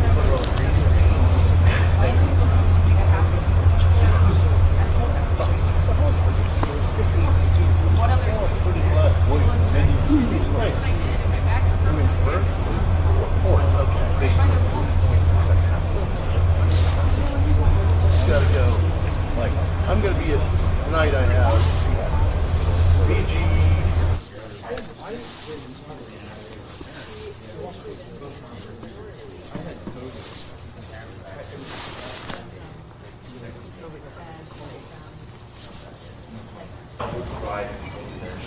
Yeah, it's all Side entrance. If you're facing the courthouse, it's at this one.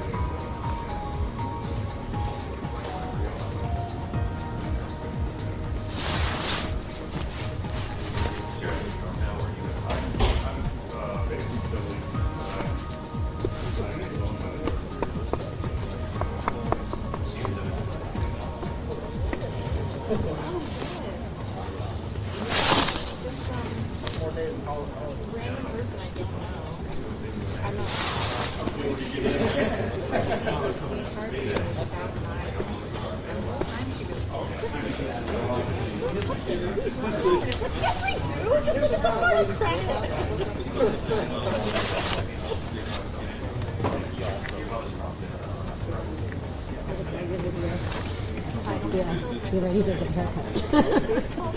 He didn't look bad at all. He didn't look bad at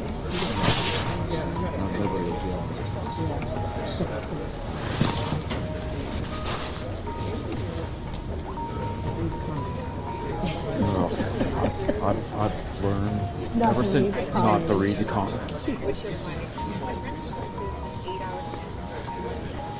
Yeah, I have John, this guy was scared. I was wondering if I've been pulled off in a criminal complaint. He says, but you read the comments. I said, gee, that's your problem. Yeah. You read the comments. Yeah. You read the comments. Is that New Jersey? Yeah, he's just that's cool. He's like, yeah, I tried to figure that out.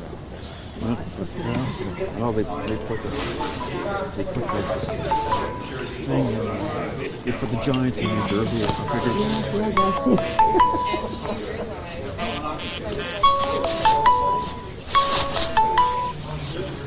What do you want, Ryan? I have no idea. They have to wait till the hearings are over. So once you see the walk, it'll be after that.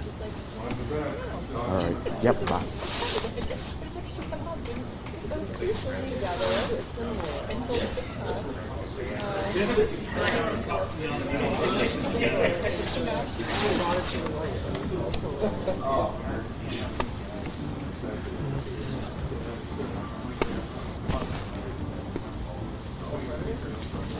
I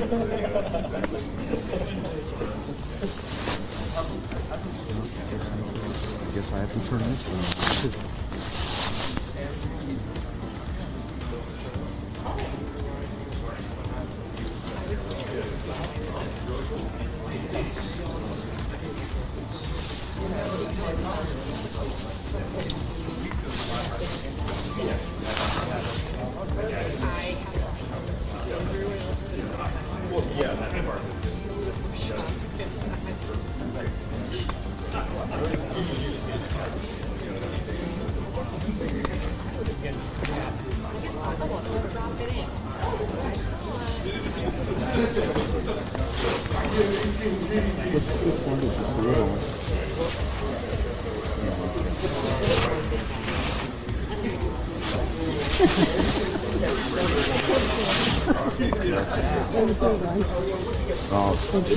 Well, all this should be actually going out everywhere. So.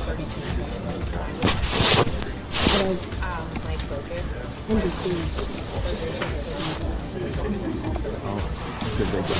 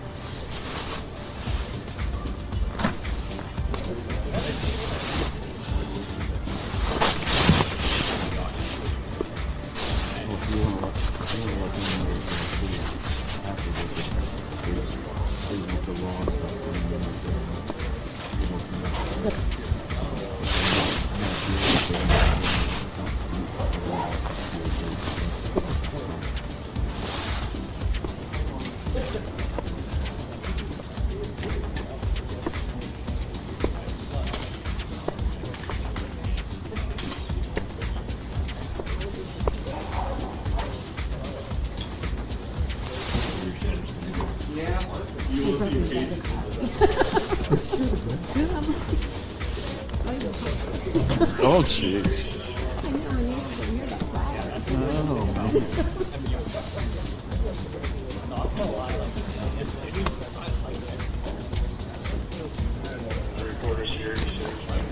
Oh. There's a press conference coming up.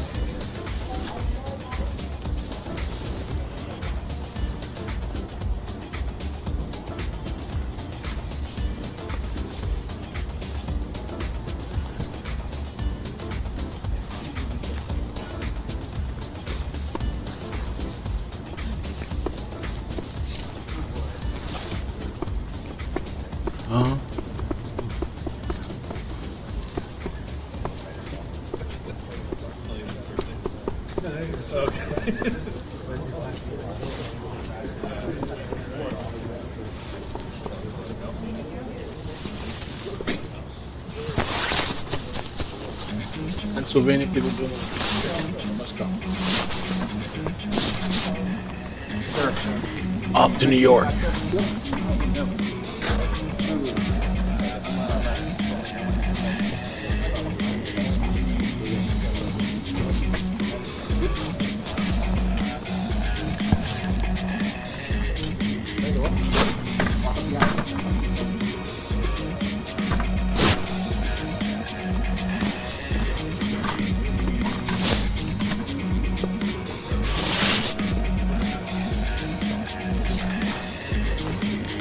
Luigi.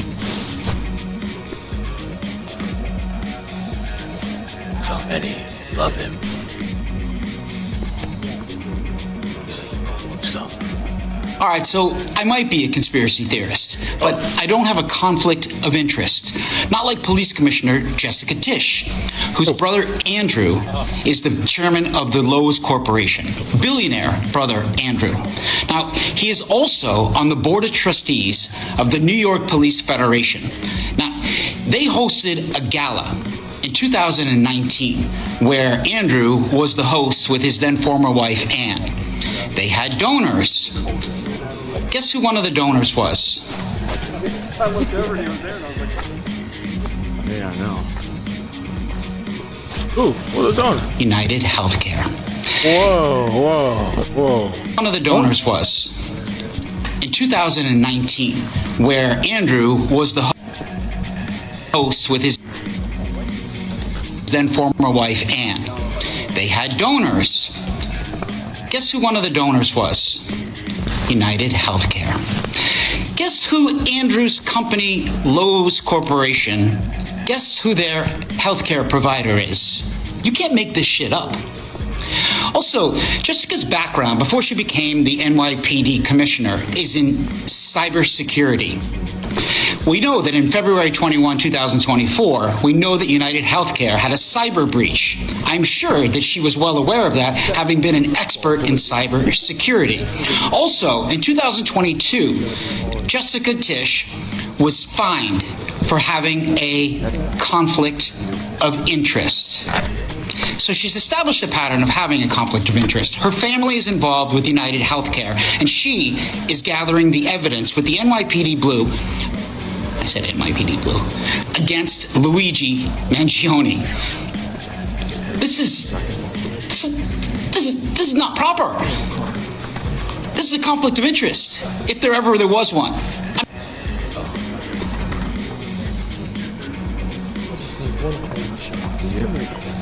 You have definitely turned into a woman. You're giving.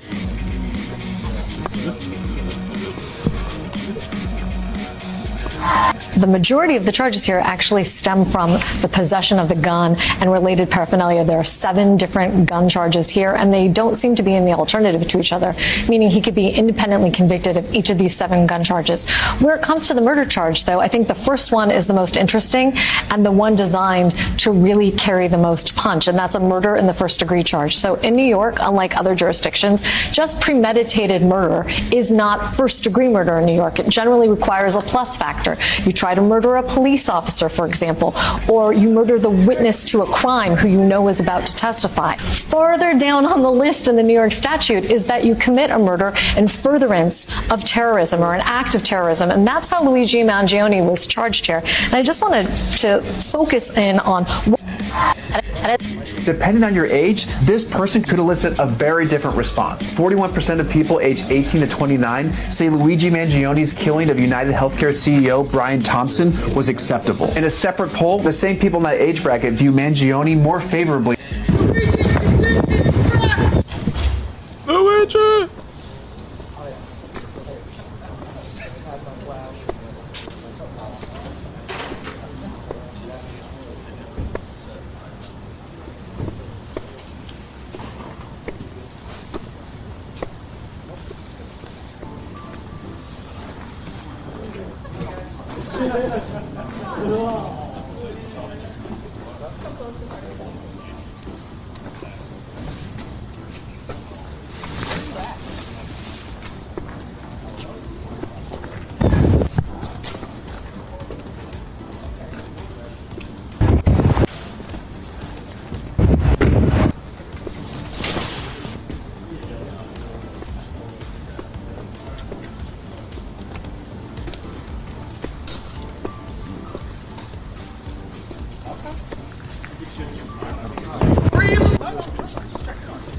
what's into the mucky anymore. Something can change. No, I don't. No, I don't need Joe back. I just, the partner here has mentioned a couple times now, you know where you're at. Okay. All right, bye. You got fun arguing with people. Go work. Yeah. Oh, good. Yeah.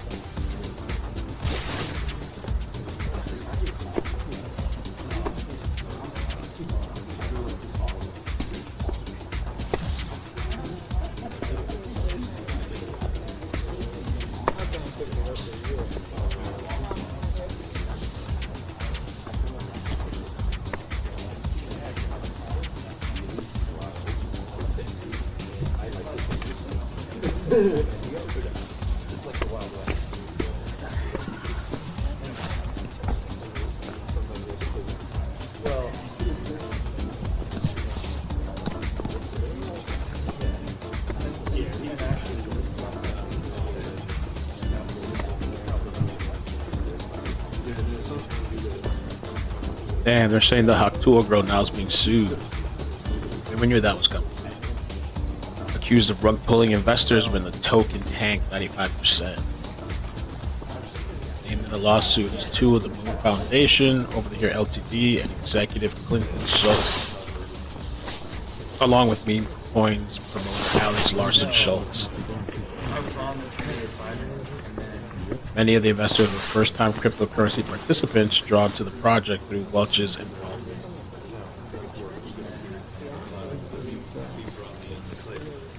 She might have to leave the country. Just take those millions and go.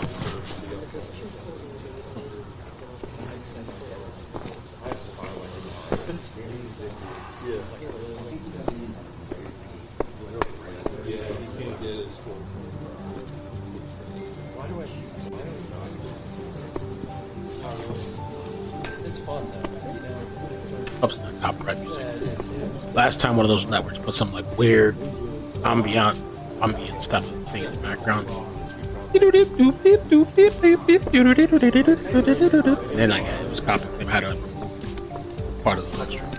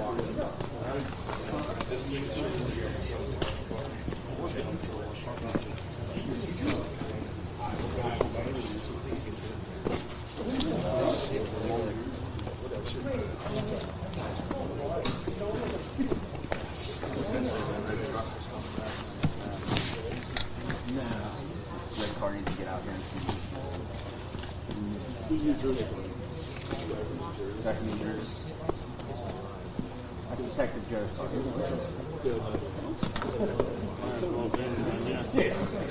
33.53 all day long in Pennsylvania. Pete's good.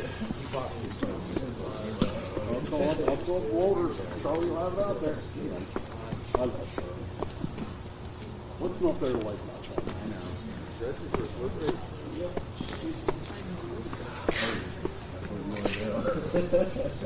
25 feet. 25 feet.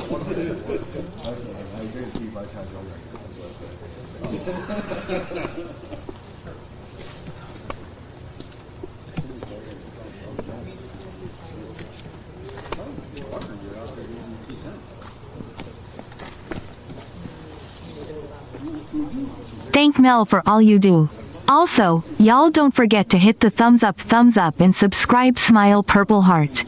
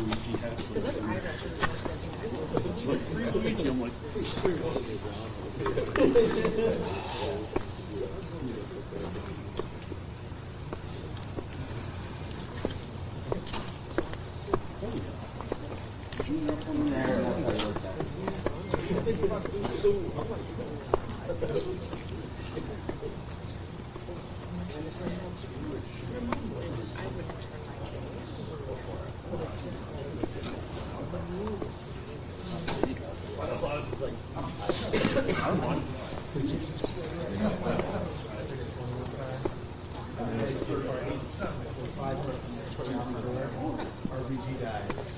13 years later, my friend's Supreme Court live files. Oh, man.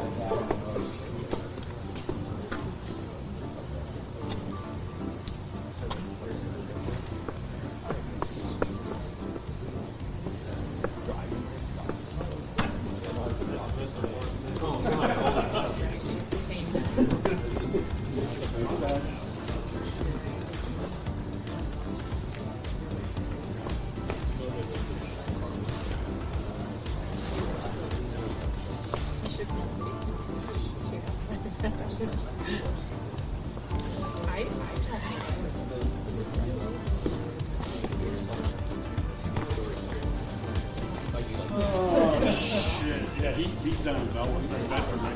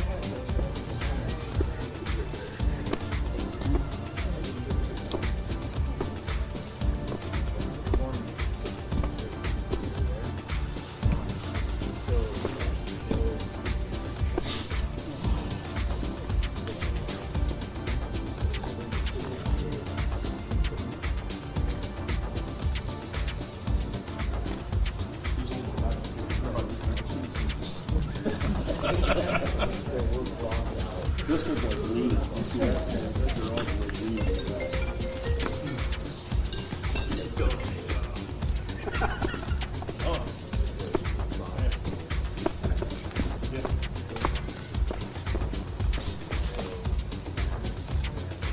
Great. How much? How much? How much? That much? No All right. way. You kidding me? What's wrong? What's going on in the chat? Can't we all just get along? Getting paid right now. Okay, thank you for the 5. How you doing? Thanks for all you do. Also, don't forget to hit the thumbs up.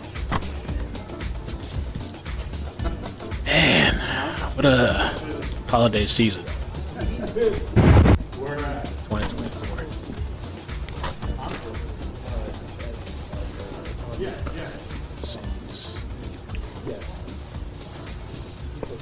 Yep, I know.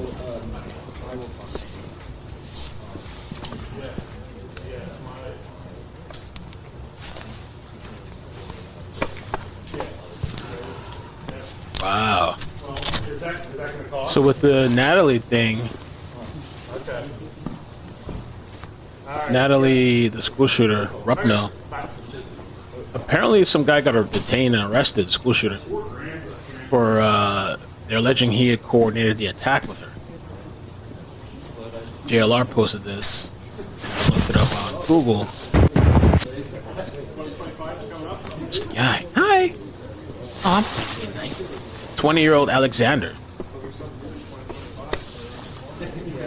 plotted with Natalie to commit an additional mass shooting at a government building.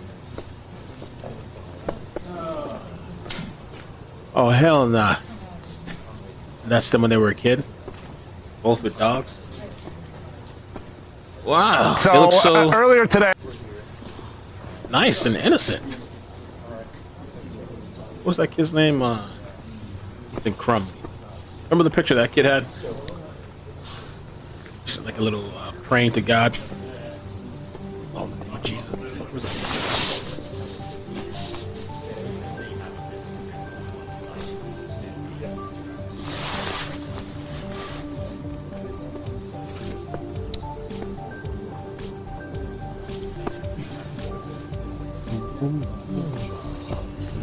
That's not the sheriff's hand, I can tell you that. There he is. I was reporting. I don't know why I keep saying, where the hell is that audio coming from? I'm just a little angel. Outside these prison walls when all of a sudden I heard my name. And I couldn't tell if they were... There it is, TikTok. In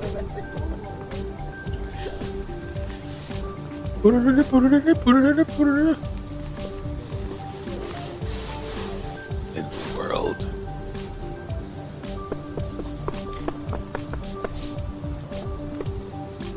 That's what I was talking about last night on Discord. Oh, okay.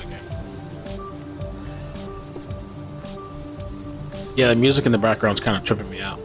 Especially having the headphones on. It's kind of... Alright, let's see if there's anything else popping on in the news. See what's going on today.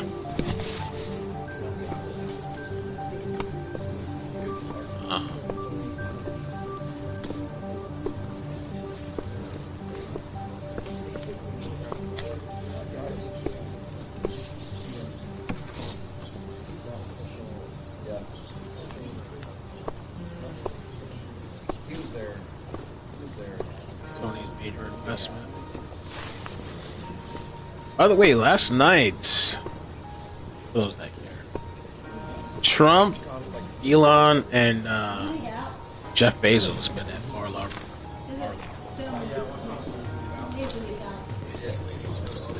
I think they each donated $1 million. Trump.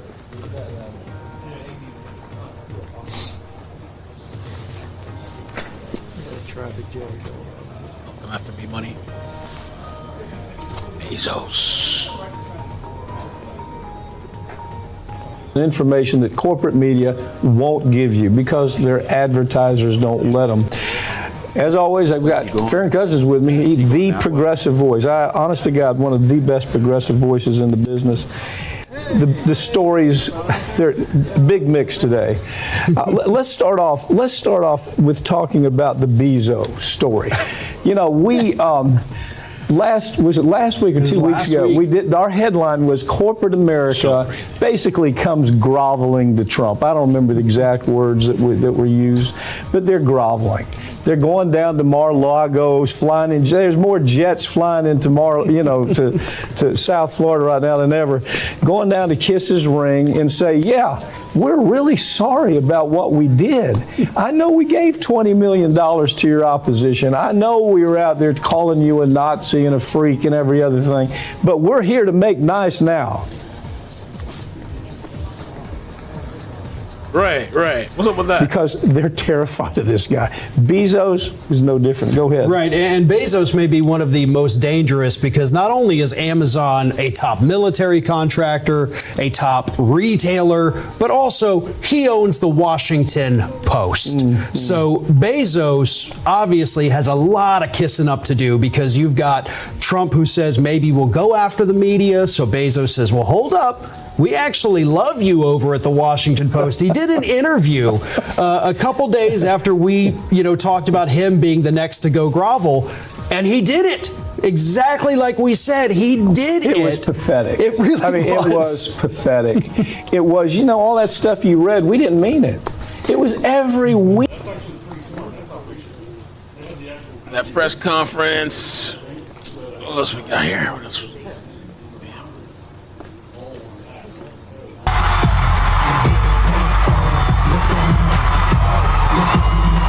Yeah, this guy's flying all through the sky.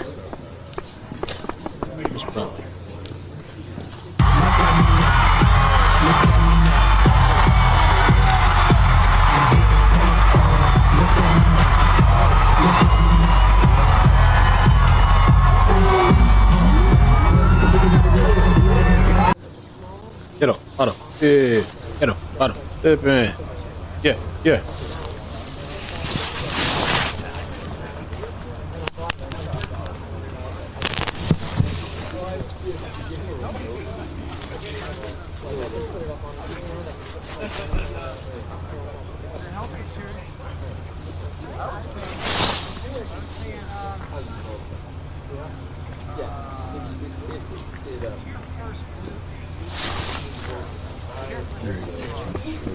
Some movement in the court from the court.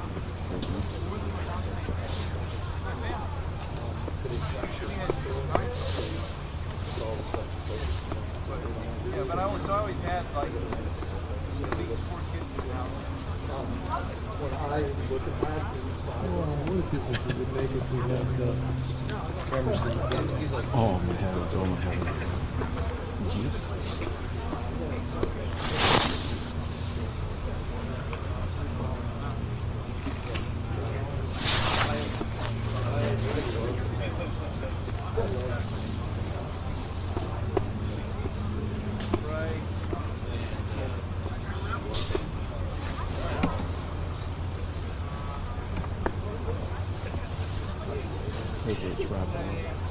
Probably it's wrapping up.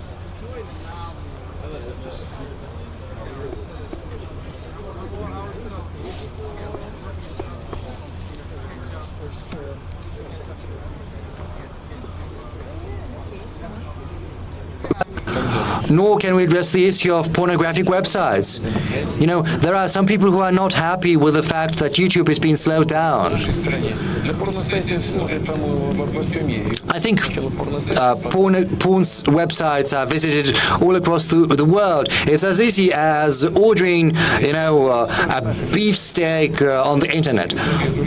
I think it's an issue not just for us, but also for everyone. What can our response be?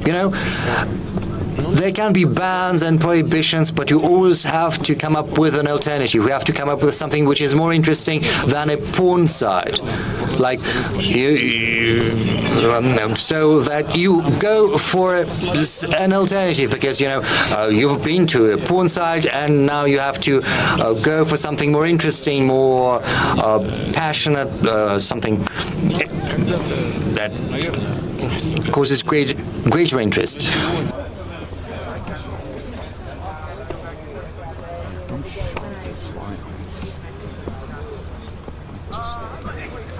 What? I guess they figured they must have the year-end budget leftovers.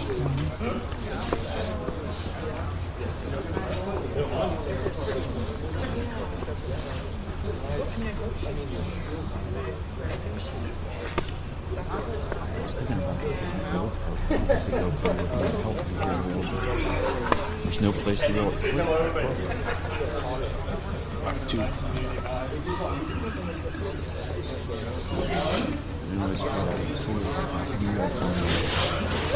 One column there, but that wouldn't give too much of a shot of anything.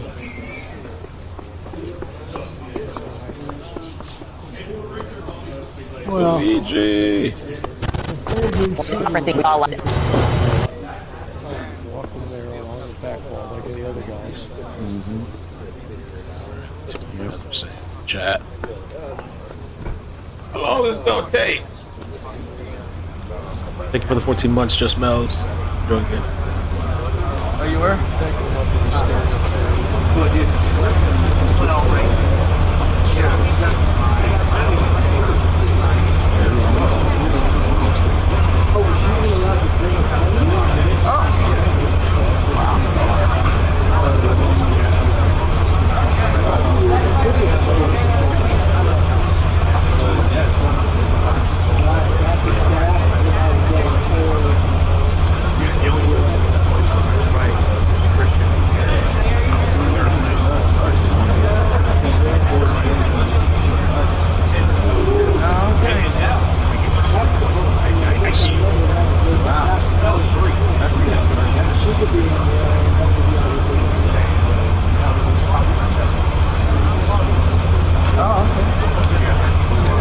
Swatted? No. So far, that's never happened. Hey, Wendy, good morning.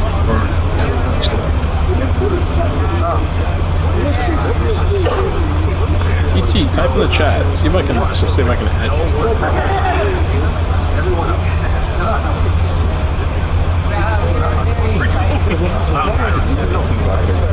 No, that's just for Luigi. Yeah. Look at this guy.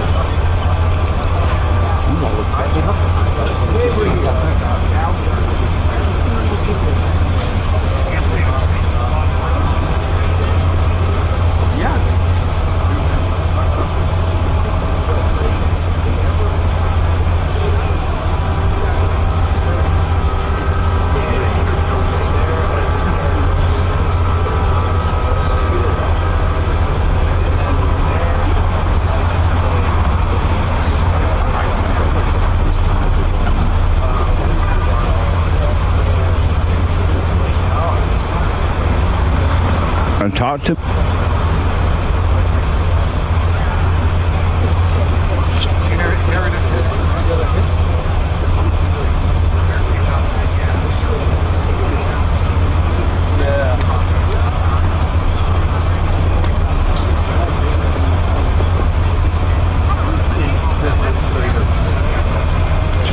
and before I go to the calls and your super chats, apparently they caught the CEO killing suspect, the guy who has been accused of killing a CEO of an insurance company. According to ABC 7, a suspect has been arrested. I'm going to play these calls from. I was listening to this live stream yesterday, JLP, and there was these 2 or 3. Maybe it was 2 kind of quacked out calls that he received. Oh, 888, and then we get back to the super chats. I want to finish up the one we stopped already. Gabe out of Texas. Gabe, welcome to the show. You're on the air. why should we accept Christianity, specifically your version of Christianity, that makes claims disproven by modern science? Gabe. Hello? Hi. You're on the air. Yes. Why should we accept Christianity, specifically your version of Christianity, when it makes claims disproven by modern science? Why should you accept Christianity when it makes claim by modern science? Disproven by modern science. You shouldn't accept it. Are you like Allah Akbar person? No, I'm an atheist. You're an atheist? Yes. And why are you an atheist? Because the Bible makes specific claims disproven by modern science. What do you mean by that? There is no global flood. What do you mean by that? There has never been a global flood. Adam and Eve never existed. There was never a Tower of Babel. The Genesis story contradicts what we know in modern science. How do you know that? How do you know which one? You have to be more specific. How do you know all those things you just read off about what the Bible say? How do you know they're not true? Because Good modern morning, science Mel. disproves it. It's so nice to see you before work here in But modern science lie. Have the best day, dude. Prove it. What? Prove it. Give me empirical, objectively verifiable, observable, repeatable sensible evidence. You speaking too collect a Nobel fast. Prize. You speaking too fast. Can you get a Nobel Prize for your position? A Nobel Prize? Yes, a Nobel Prize for science for your position. That your position is true and that modern science is wrong. Because modern science, they hate God, and so they're gonna do all they can to try to prove or deny. How can you know what they're in their mind? How can you tell what every scientist has in their mind? Can you read their mind? No, but I know the truth, and I know when they're lying to me. No, I do every year. Can you prove that you have the truth using empirical, objectively verifiable, observable, repeatable sensible evidence? What? Can you prove that your position is true using empirical, objectively verifiable, observable, repeatable, testable evidence? What is he saying? Hold a minute. I want Hay to interpret for me. What is he saying? What else? Can you do what? He wants you to show observable, repeatable, objectively prove that your Christianity is right and that modern science hates God. Oh, no, I don't. You're not supposed to prove anything to anyone about God. Then why should we believe you? You shouldn't. Don't believe me. Okay. And you can just stay lost. So you can just stay lost. Prove that I'm lost. I'm sorry? Prove it. Prove that I'm lost. You have anger. You're lost. Prove that I'm angry. You are angry. Prove it. I'm proving it right now, and you're acting out. No, you're not. Use empirical, objectively verifiable, observable, repeatable, testable evidence that I'm angry. No, you are angry without a doubt. Prove it. Can you read my mind? No, I see it by your actions. Can you read mine? Can you read mine, Justin Peterson? Why don't you drop your anger? Mechanism? Why don't you Do you have a mechanism? Do you have a mechanism to read minds? What? Do you have a mechanism to read people's minds? Am I wrong in that you're angry? Yes. Then why are you screaming? Because you're lying. And why are you screaming? Because if I am lying, why are you screaming about that? Why are you lying to people online? Why are you lying to people on the show? Why are you an atheist? Because you have not proven your position to be true. That's why you're an atheist? Because you have not proven your position to be true, or any other Christian. But why are prove you... your position to be true. Why are you... Prove your position to be true, and I will become a Christian right now. No, I'm not going to prove it. Stay in your hell. I don't want you to be a Christian. Alyssa? Then why do you have a show promoting your garbage religious ideology? Well, it's not for you. Then who is it for? It's not for you. Why do you listen to it? Why do you have it? Why do you listen to it? Why do you have it? Why do you listen to it? Why do you have it? Why do you listen to it? Because belief inform action. Why do you... Belief inform actions, and actions have consequences. And you're lying. Why do you listen and to it? Right here. I already told you right now. Why are you deaf? Why do you listen to it? Are you deaf? I already told you this. You didn't tell me why. Because beliefs inform actions, and actions have consequences. Why are you so angry? Because you're lying, just like you're lying about your sexuality. Why are you angry about it? You're not Why are telling you me. gay? What?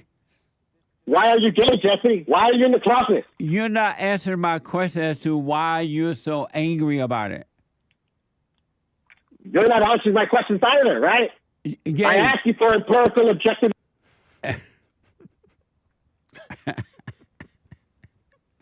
888-77. I know. I was listening to that yesterday, and I kind of had my eyes closed, and I was just laying down, and I was kind of drifting a little bit, and all of a sudden I hear like, I'm like, what the? I was like, what is this? I was like, oh shit. I don't care what you believe in, but I thought it was really funny. I was like, what the hell? Deranged. I guess we're waiting on this press conference, and they have a small little. There's still, I guess, Court TV still has a live feed outside. They had another caller too, and this guy, it was really strange. I mean, maybe I won't put you through it. I can kind of tell you. But some guy named Juan from Argentina. I'll just play the beginning part. My best. So yes, I can. Well, do you remember 4 years ago when the pandemic started? He basically said during the pandemic he went and got the vaccine, and now, like, I guess years later, he kind of like regrets it, or like he's in fear or something. I remember that something's gonna happen to him. I didn't want to take the shot, the vaccine, but after 2 years, I had to renew my driver license, and in that office, they told me that I needed to show the paper that I had received the vaccine. Yeah, that's wild. So you had to renew your driver's license, and so you went down and they said you need to show that you took the vaccine. Yes. Oh, okay. Yes. Go ahead. Well, I asked God for inspiration. I didn't know what to do. I had to renew my license. I went and I took the shots, the vaccines. For 6 months, I didn't thought about that. I was okay. But after a year, I don't know why, and this is my question for you a little bit. I don't know why, but I started to think about that, and I started to regret having taken the vaccine. My mind... courtroom with Luigi Mangione. Because as you said, Robert, all this happened just moments ago. Michelle was inside the courthouse, able to relay it to you, and you've been able to speak to your NYPD sources. In the meantime, we're going to take a quick break. We'll get back to you in just a second. That'll give him time to gather a little bit more information. Thank you, Robert. It'll also give Michelle a little bit to get outside. Out, of course. And we, as you said, can hear from her firsthand as to exactly what went on inside that courtroom. All right, so we know Sherry Shepard's next for sure, but we'll break in with pertinent information that you need to know. Today, New York is your source for all information. Okay, I'm still waiting. Yeah, this was a really weird call. It wasn't like a funny one, but I guess he kind of got into his head. Now, why won't you drop the thoughts? There's nothing you can do now about it anyway. Let's see, he already took the shots and whatever, But I think he said he went to another place, or he went back for his license or something, that they didn't require the papers this time, and he felt stupid or something. But it is what it is, man. It's already, you already took it. There was this, there's something I sent to myself the other day. Let me take a look and see what I've been sending to myself.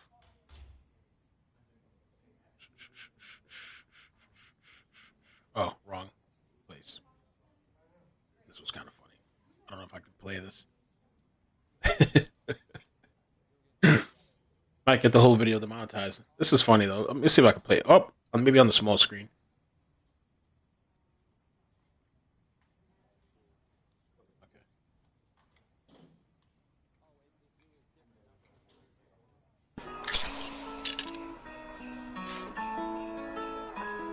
Is that Tokler's?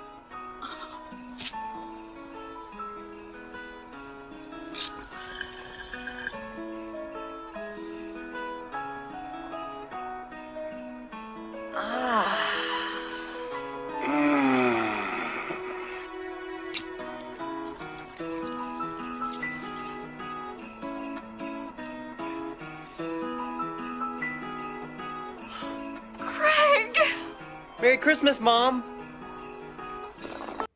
I think this was an old commercial for Folgers, and they changed it to Tokler's. I saw it the other day. That was kind of funny. Let's see, what else do we got going on in the world? This was nuts. This is pretty crazy. The other day, so somebody ends up crashing into a barbershop. The person that crashed into there, apparently they had a dialysis treatment. And all he remembers is backing up and moving forward. And look what happened in here. Let me,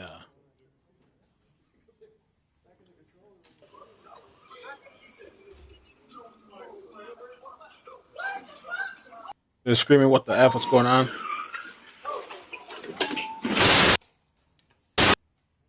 It completely hits this guy.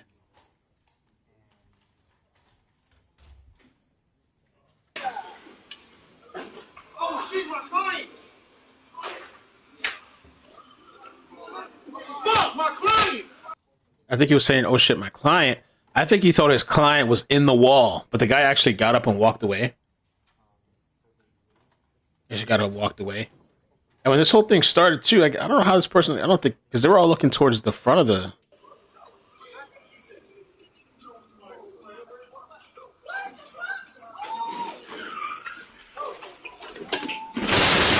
That's oh, there is somebody might be in the wall. Oh, there was a kid. Did he get out? There was a kid. Oh no, he got tossed. I don't know, man. I don't know. Let me see if I can find out more about that. So the incident occurred December 14, 2024 on Highway 6 in Houston, Texas. A 61-year-old man accidentally kept his foot on the gas while reversing from a parking space around 12:20 p.m. The Porsche Macan struck another vehicle before crashing through the wall of 32 Degrees Barbershop. Surveillance footage showed the car plowing through the shop with barber's clients scrambling to escape. So the 10-year-old child inside the shop was hit and pushed through the wall into the adjacent business, suffering injuries that required surgery. Wow, so I guess he's okay. Oh my God. Wild. You never know what's going to happen. You just be out getting a haircut. Guess I'm getting ready for this press conference. I have a feeling like this press conference, they're not going to say much. He's getting extradited, probably. I don't know. That's it. There was another attempted mass shooting, I think, I wish I could find the pic. Let me see if I can find the pictures. I really couldn't find much information on the story. Lydia Yasmin. I think on Facebook I saw the picture of all the weapons that she brought in, but she got stopped. 19-year-old Lydia arrested after a failed school shooting attempt in Brazil.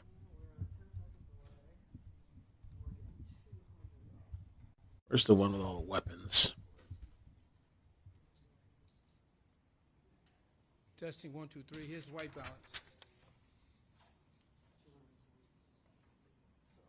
Oh yeah.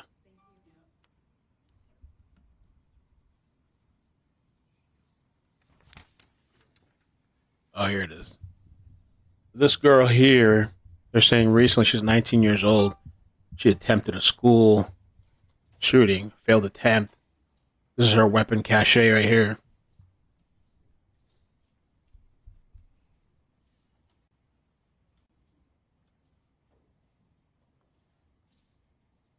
She got caught.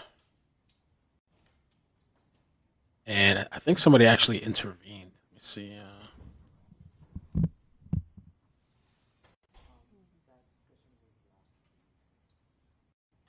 Next to her, police found a .38 revolver, books on serial killers, and 3... I don't know what that is. In the message left in the letter, the young woman wrote that she was looking to find peace after the attack, suggesting that she intended to take her own life. Hey, what's up? Think about as you do Okay. work. During the attack, Lydia tried firing all the ammunition, but only one was fired. An 18-year-old student was hit with a scratch on the head. She also tried to hit a teacher, but failed. Civil police investigations point out that Lydia, or Laheda, whatever, planned to hit chosen targets, but ended up, the translation's kind of bad, being random. Okay, she was immobilized by a third student. Crazy. These kids, teenagers. There was some kid yesterday that stabbed his mother and father. I don't know if they caught him yet. His name was Adam.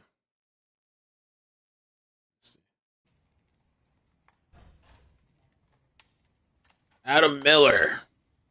Looks like he's still on the run. Yeah, manhunt continues. Let me show you a picture. Adam Miller. I was going to jump on last night for a little bit, but knew I had to be up early.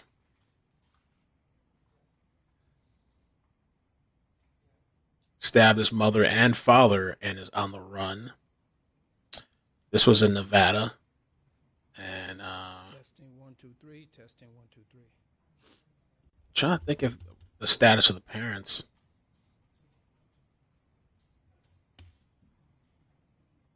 I don't know. I don't know if they survived or they're in critical condition or what.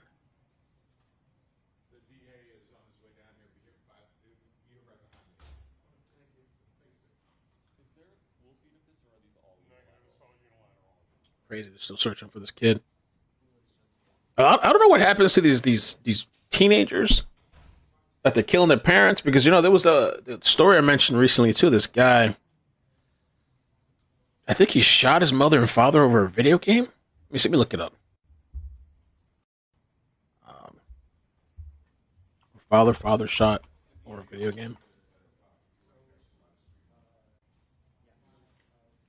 Florida man kills father and wounds mother over video game. This was 7 days ago. Reported it. States to reach up and Joseph Voigt.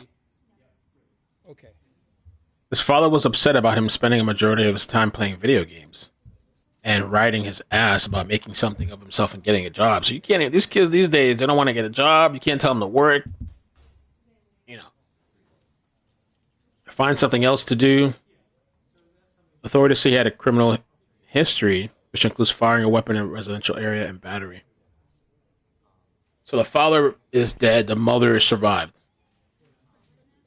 And this guy looks interesting too. Let me see his picture. These kids are going crazy now. They don't get their way.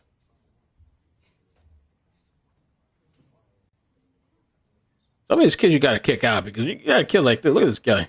That looks like a nut job. Or at least sleep with the door locked in the bedroom. Door locked, maybe with a gun under your pillow or a knife under your pillow. These little brat kids.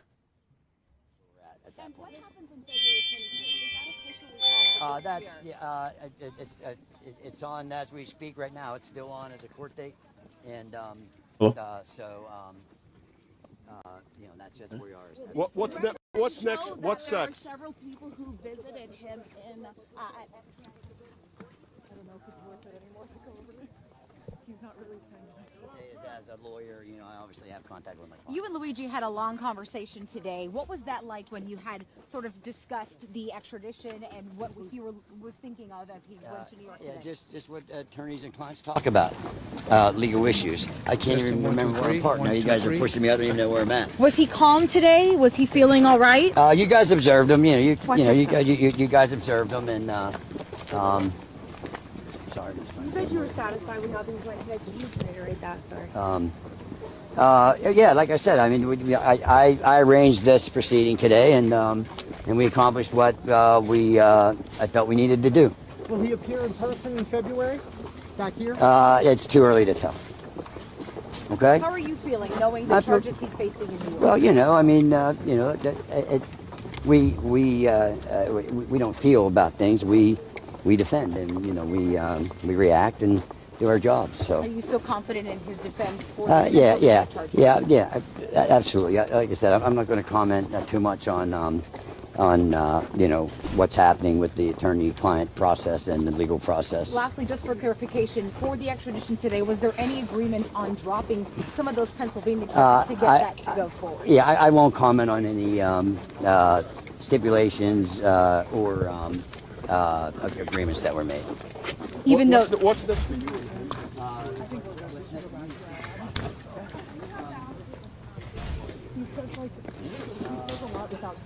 Yeah, he's good at that.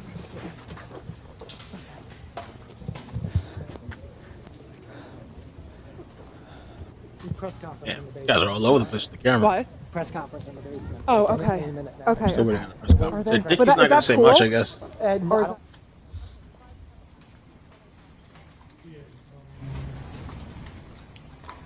All aboard.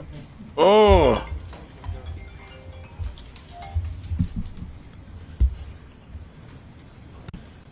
Good morning. Just because the gentleman asked me to, my name is Pete Weeks from the Blair County District Attorney's Office. We had said we would be available to answer any questions relative to the preliminary hearing and extradition of Mr. Mangione. Yes, sir. Hearing date scheduled. What's that going to hear? What's that going to be for? Anytime a defendant waives a preliminary hearing in Blair County or has a preliminary hearing and the charges are bound to court, a preliminary conference date will be scheduled. I don't expect that date necessarily. I don't expect us to be transporting the defendant until his charges are concluded in New York. When does he enter a plea in this case? A defendant doesn't have to enter a plea, and I would have absolutely no idea what his intentions are for his Blair County case.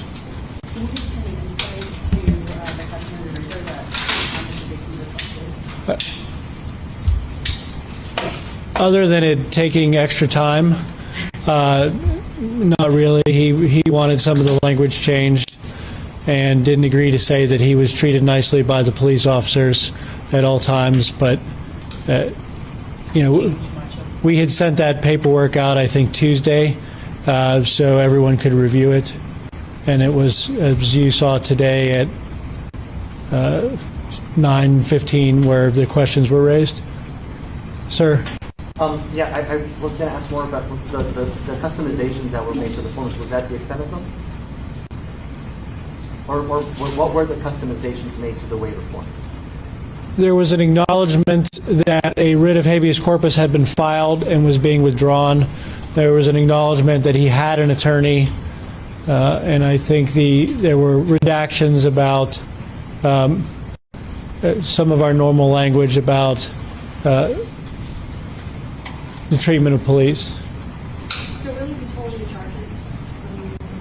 Excuse me? Will you be tolling the charges here locally in Pennsylvania and then in New York? Yeah, as I stated earlier, our intention is to keep our case active, and at the conclusion of the New York case, which obviously is the primary case against the defendant, and we intend to assist them in any manner that they might need, we'll evaluate our case and determine how to proceed. Why has Mangione been held at a That was a determination by... Over the death of UnitedHealthcare CEO, we have some reporters there on scene just to explain a little bit more about what is happening. Michelle Ross and Robert Moses have been following this all morning long. Robert, let's start with you real fast. As we talk about what happened this morning, he was in a Pennsylvania courtroom facing, listening especially to two hearings. One was that gun charge. The other one was the extradition to New York, which his lawyers did expect him to do. So was this a surprise or no? Yeah, Bianca, this was not a surprise. The first hearing at 8:30, the second one started late. It was supposed to start about 9 o'clock. Started more like...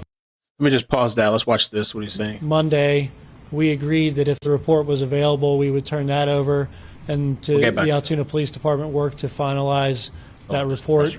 Reports will be added to over time. So as if there are additions to the report, that'll get turned over as well, just through our normal course of business. But essentially, they got it probably 2 weeks faster than they normally would have because the Altoona Police Department expedited their delivery of the report to us. Did they get it? Did you turn it over? Is that happened? Yeah, I handed it to him right in court.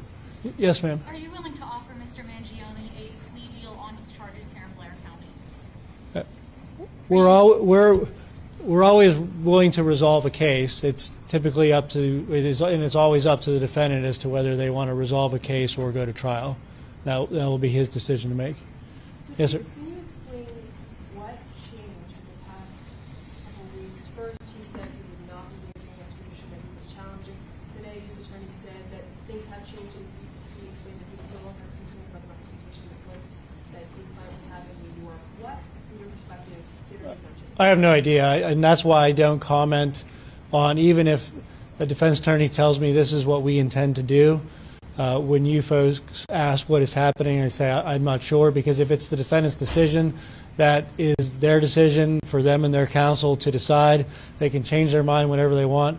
I'm not privy to why they do it or when they do it, and just have to show up to court and be ready to proceed with the hearing, which we were. Given the severity of the charges he's facing in New York, why is your office still prosecuting the offenses in Blair County? Well, he committed crimes in Blair County. He's charged with committing crimes in the state of New York. They're allegations at this point, but we're not in the practice of just dismissing charges simply because someone has more serious charges somewhere else. That might be an older school approach. It might be a little antiquated, but I might be both of those things. Yes, sir. There's some news reporting that federal prosecutors are considering bringing federal charges against him as well. Have you been in touch at all with any federal? I have not spoken to any federal officials about Mr. Mangione, absent casual conversation with a few FBI agents the Monday he was apprehended, and they certainly didn't discuss any of that with me. And if they were to request materials or evidence from you, is that share? We'll cooperate with all law enforcement agencies as we always do. Will he have the opportunity to appear virtually in February when he comes back, or will he have to come back? That'll be up to him and his attorney. There would be a couple different options. He could continue the proceedings. If he's not available, we would certainly certify that to the court, and we've done that in the past.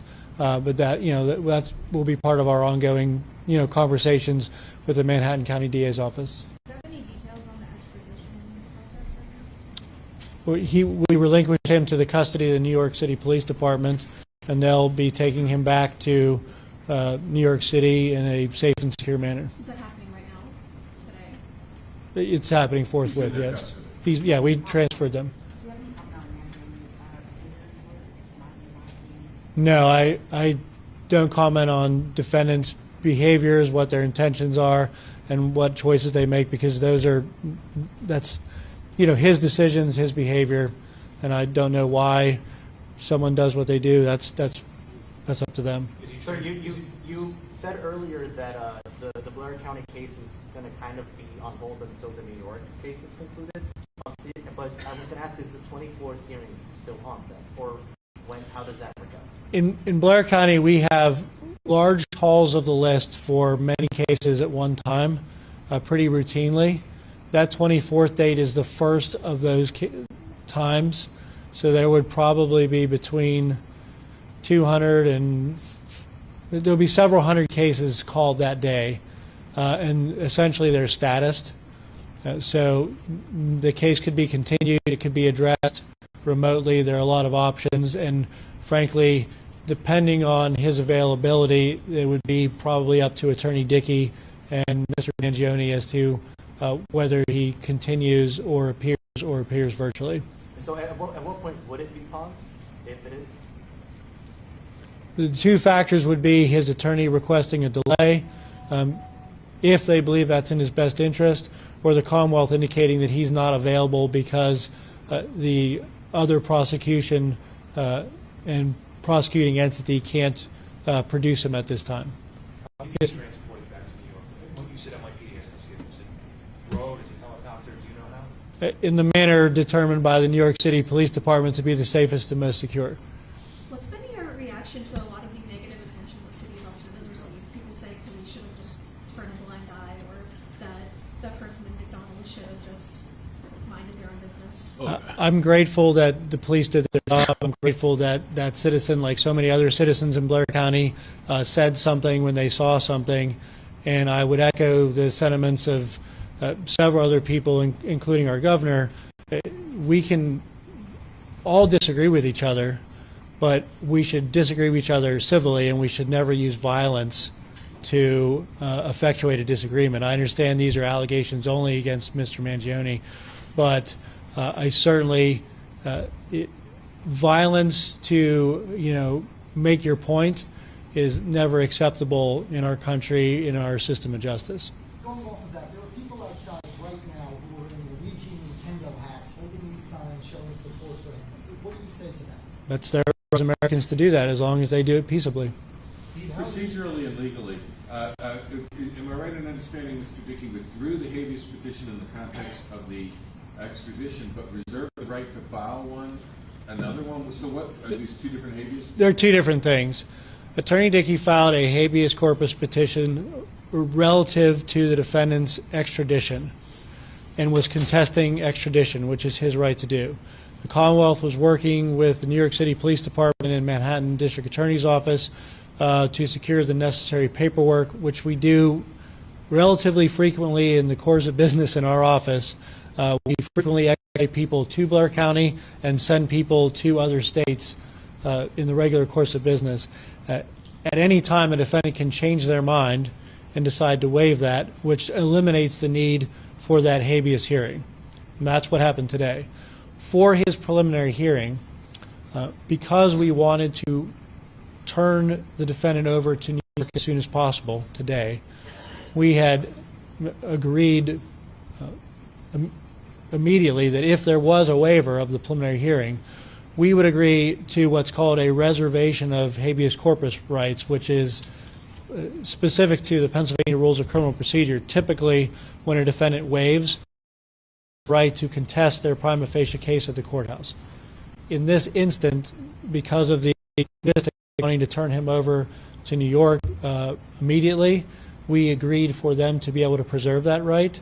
So at some time in the future, the defendant could file a habeas corpus petition relative to his local charges here, and the Commonwealth would have to produce evidence and satisfy a common judge that we have a prima facie case, or essentially a probable cause case, for all the charges levied against the defendant. Yes, sir. Sir, when you guys were in chambers for about 45 minutes in between both hearings, which judge were you speaking with? The judge that presided over the extradition process, which was Judge David Consiglio. Can we ask about the topics discussed?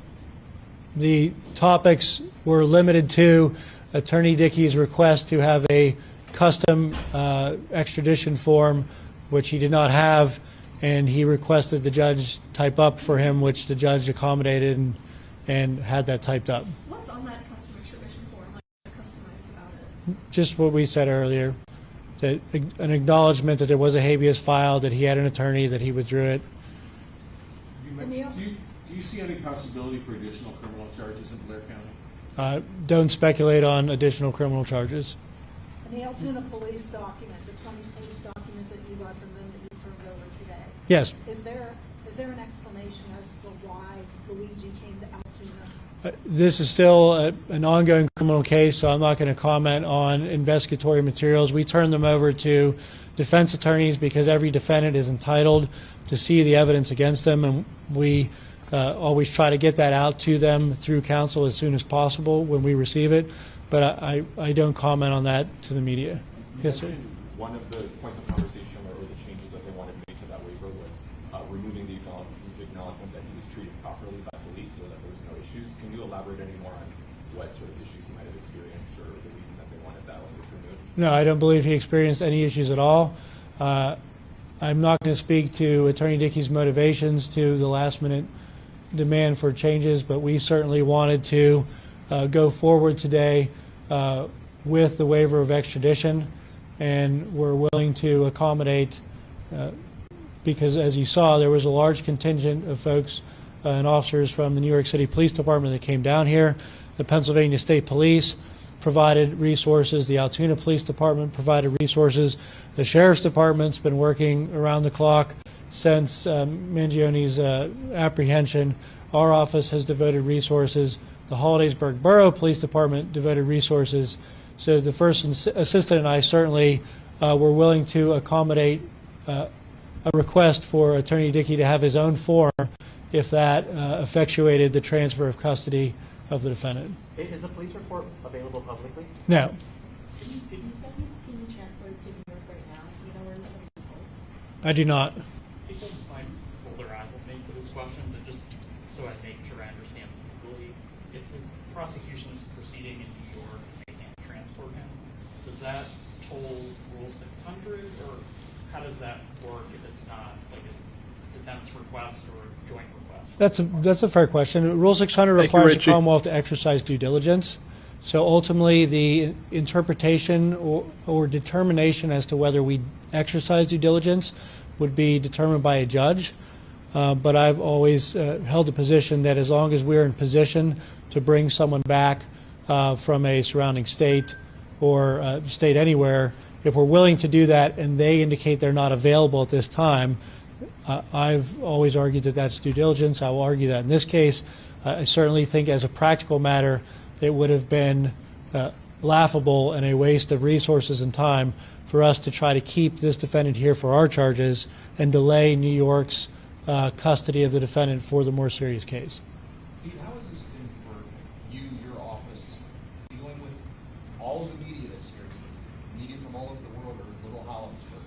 How has this been for you and for your office these last several days? Well, you folks have been very nice to us, which we appreciate. We certainly don't try to get into the spotlight, and we certainly look forward to getting back to a lot of work that needs to get done for our cases. But so there has been interruptions to the normal course of business, but those were necessary interruptions, and we certainly understand the interest in the case.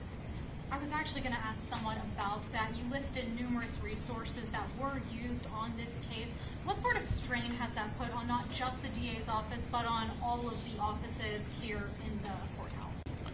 Well, we are lucky in Blair County all the time. We have police officers who they don't complain. They work extra. They show up when they're asked, and that's what's happened over the past 2 weeks. Police officers have worked extra shifts. Police departments have volunteered help. Everyone's worked together. There hasn't been any, pushing or shoving, so to speak, as to who gets to do what. It's been a cooperative effort. I've always been grateful for that. And because of that, I would say it's been more work. It certainly has taken resources, but it's been accomplished very smoothly because of the cooperation of everybody. Going forward, will Attorney Dickey represent Mangione in Pennsylvania? I have absolutely no idea what Attorney Dickey or Mr. Mangione will elect to do. Got a fresh cut. Those are decisions Luigi. for them that I have no say in. I'm not going to speculate on that.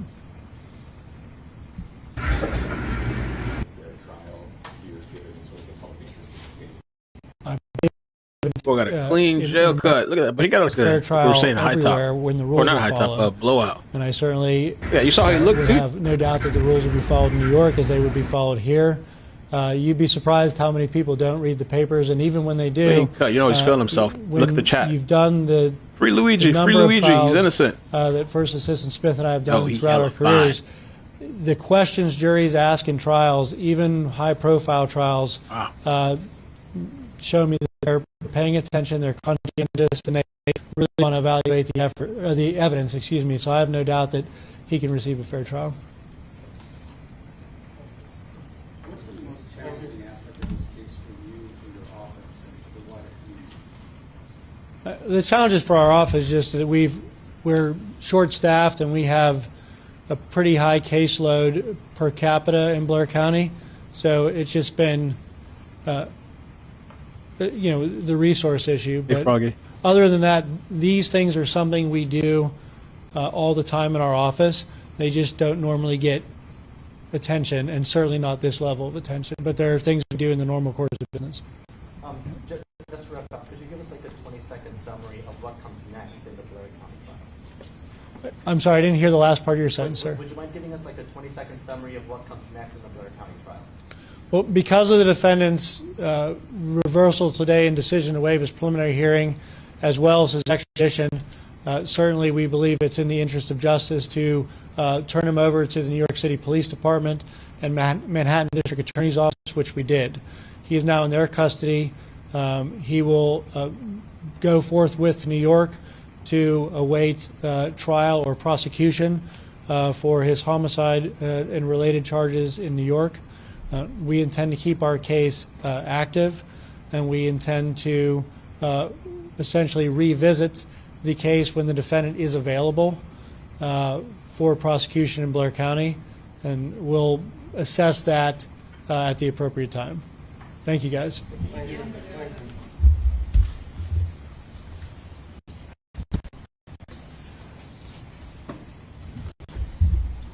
All right.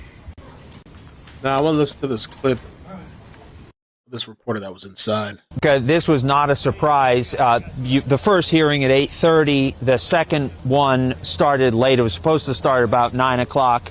Started more like 9:45. And my colleague Michelle Ross was in the courtroom for both of those hearings, the one at 8:30 and the one at 9:45. Kind of take us through how Luigi Mangione behaved. I saw him walk in this morning. He was remarkably calm. How was he in the courtroom? Right, so that remarkably calm attitude continued into the courtroom.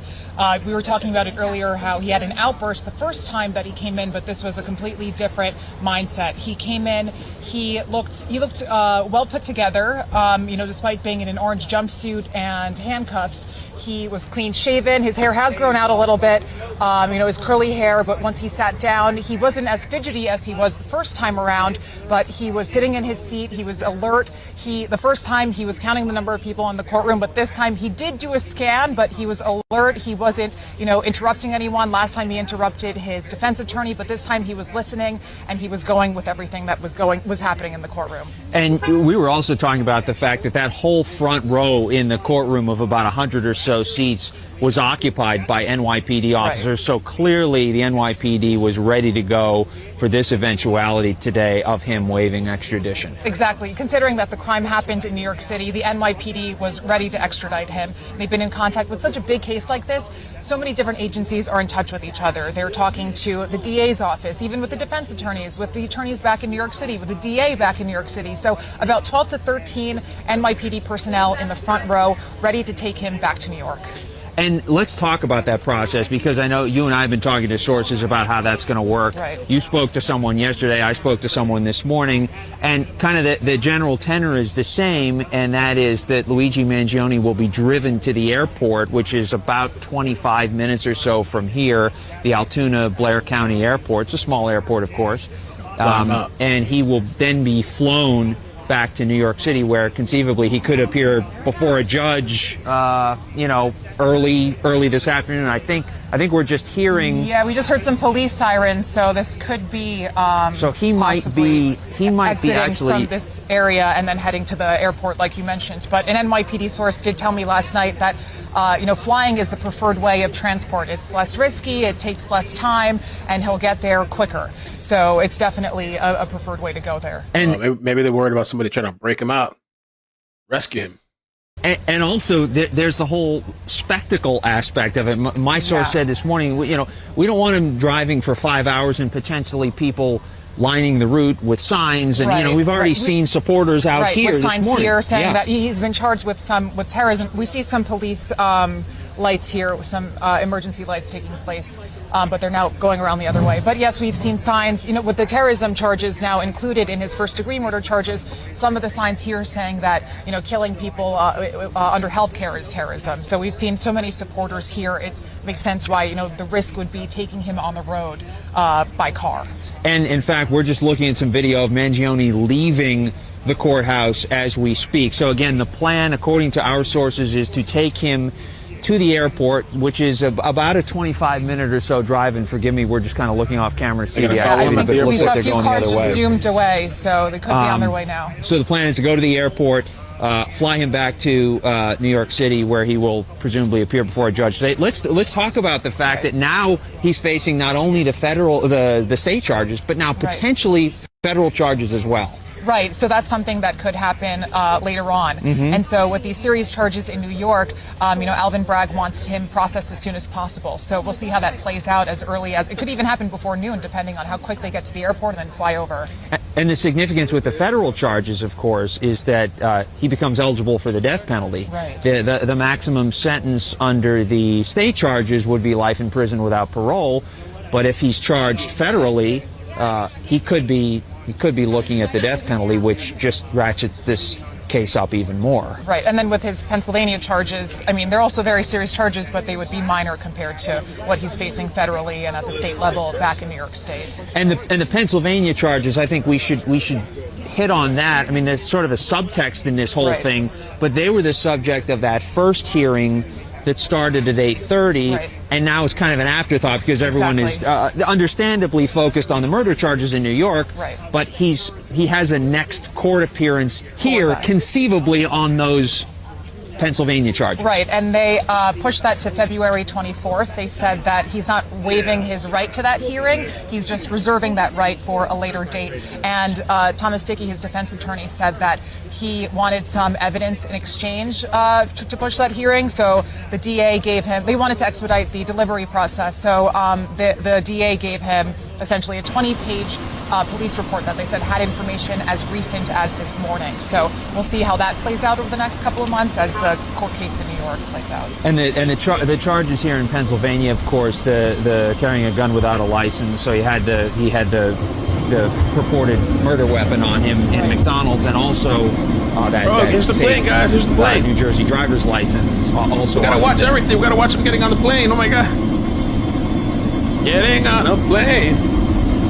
Come on the train and ride it. Woo woo. Come on a train. Oh, that's dope. Look at that.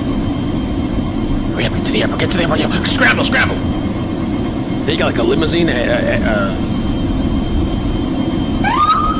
We have a in-camera, in airplane view too.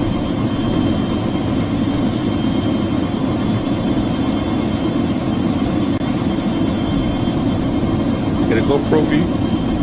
Come on the train and ride it. You come on the train. Wow.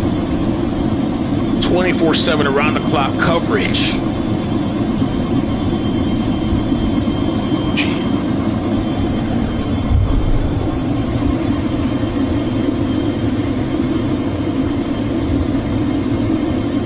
Wow.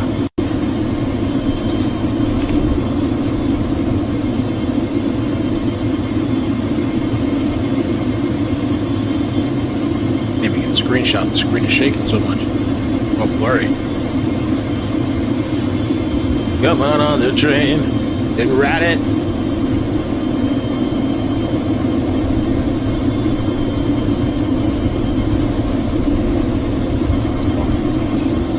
It's beginning to look like Christmas.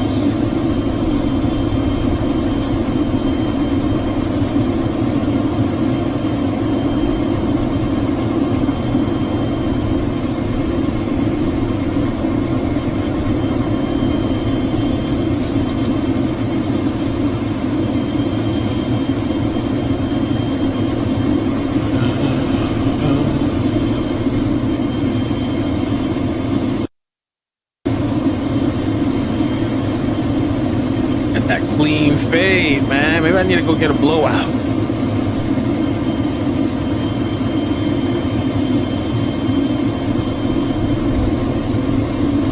So he's like a high profile, I guess maybe he is a high profile criminal. Yeah. Escort, private plane, black limousines. What are that? Looks like expeditions.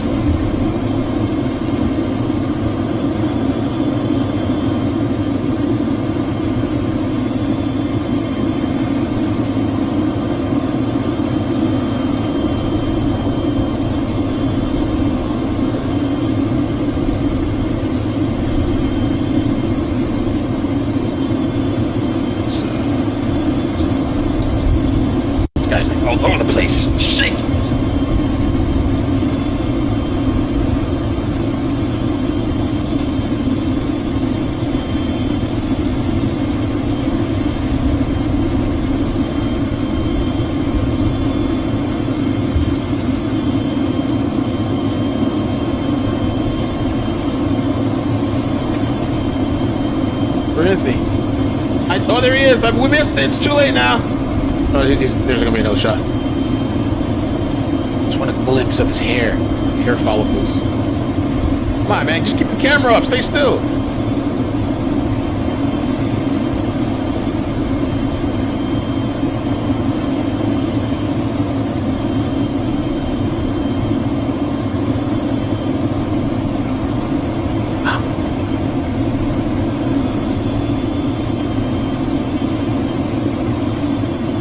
So they're taking him to, where's he going? Rikers Island?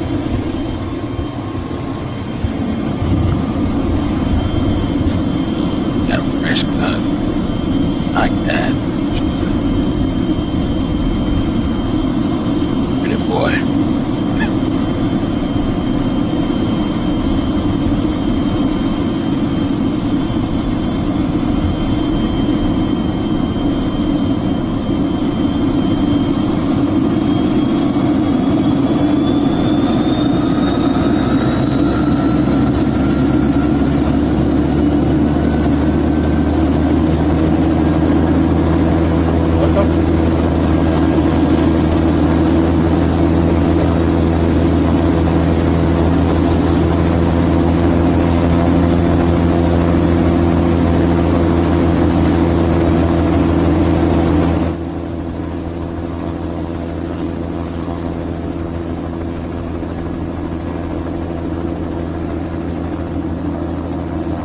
Thanks, Heather. Thank you for the gift.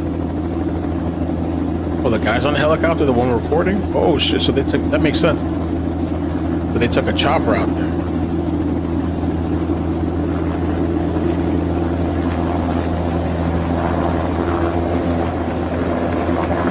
They're gonna follow the plane in the helicopter?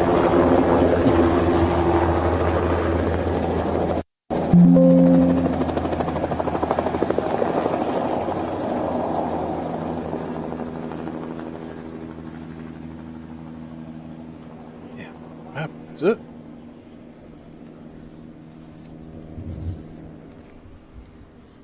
You left the camera behind?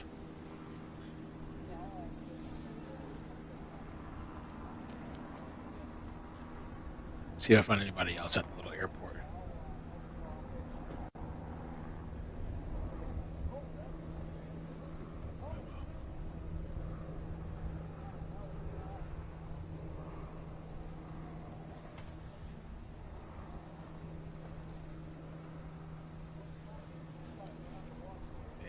Just left us hanging like that, huh?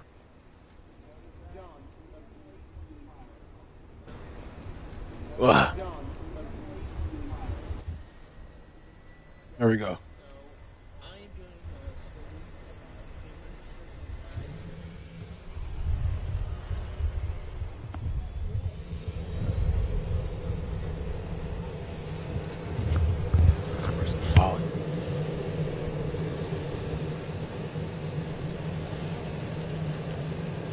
Well, flying out, getting the escort.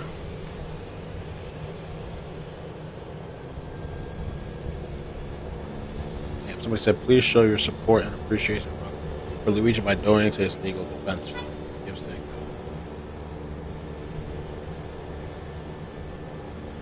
Huh?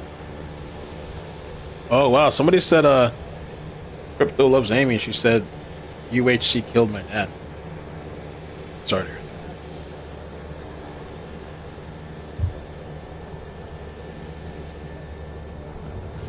I guess this person just kind of, I don't know what they're doing. I guess they tuned out. They just zoomed into the ground. I wanted to see the plane take off.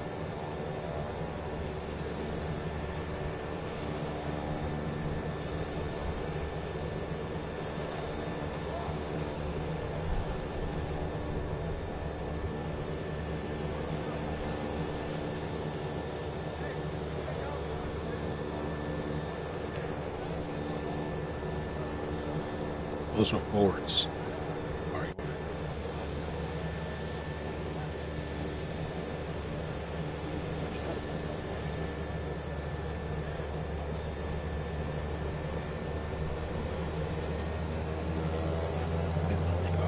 Maybe he doesn't want us to have the shot of the plane taken out. Maybe he wants to want to post it on their network. Here it is.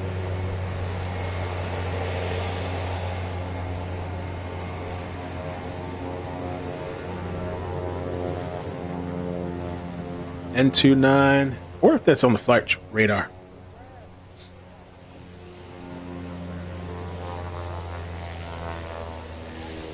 N29. And N929 NY.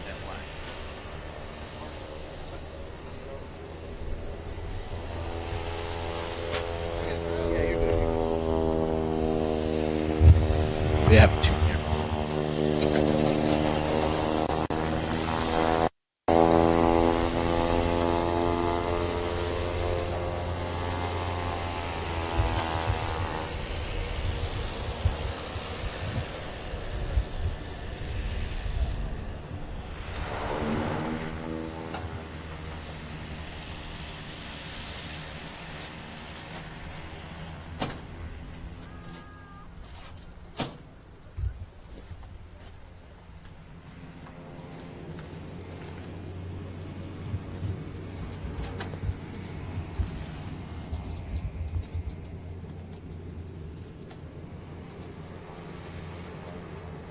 Goes.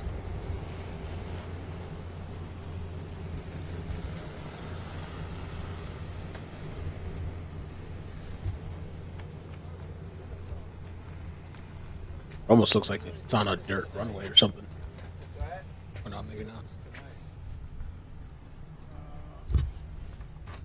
Back down to the farm. Put it on the battery charger. I started plugging or taking it down the farm. Dylan would be the one to do it. Okay? Yeah, he knows. Actually, no. Plug this in here.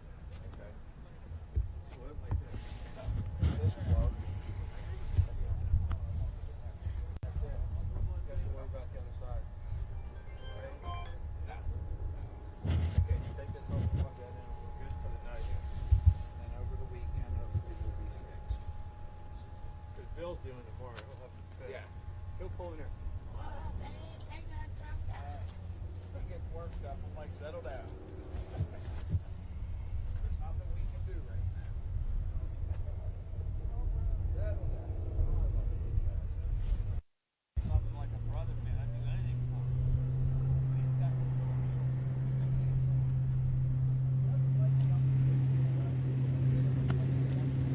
There it goes.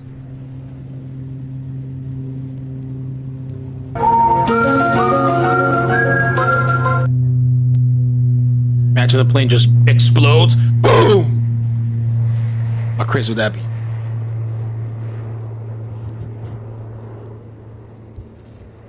Or it crashes. All the conspiracy stuff that would have come up.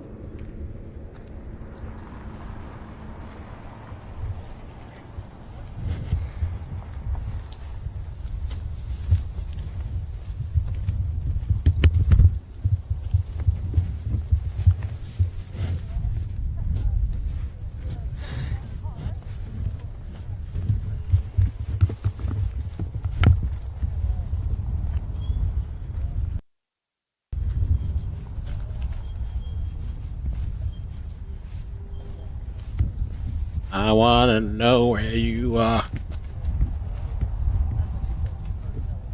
Where you going? Where you flying?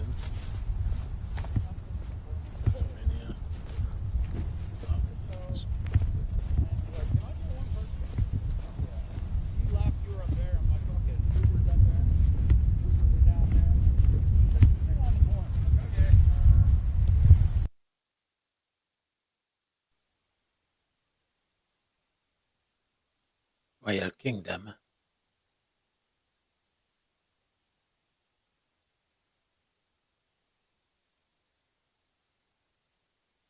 Here it is. Let me see you flying. Live. Show a map.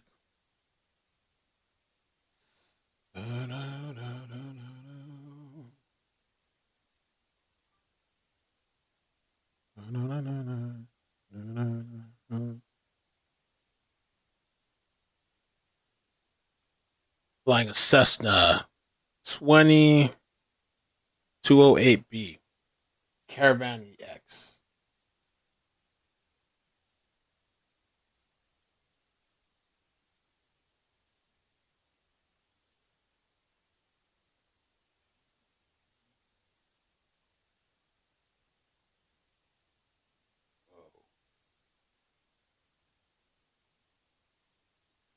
Where you going, bro?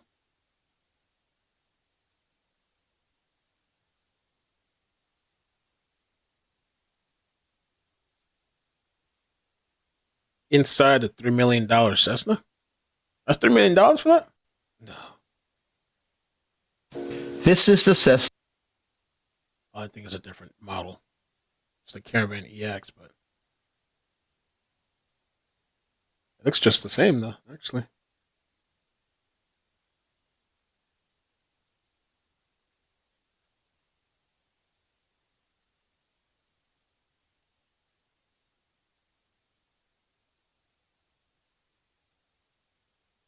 It's Rich in North. That's the inside of it. Cessna 208B. A little bit kind of what it looks like on the inside here. That's flying it in the air. So I'm flying a Cessna 208B Grand Caravan EX from Mesa, Arizona, where it was getting some maintenance up to Salt Lake City. The route takes me kind of along up by Flagstaff Canyon. Just carry my 100 feet. Experience the terrain is like I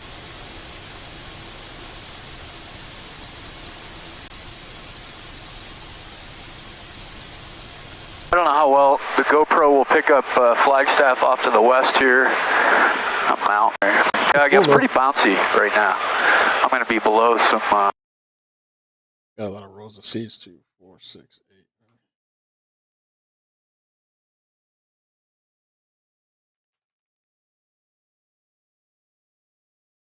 8. Closer to the yellow on the ITT, thinking that as long as they were in the green, they were within the limits.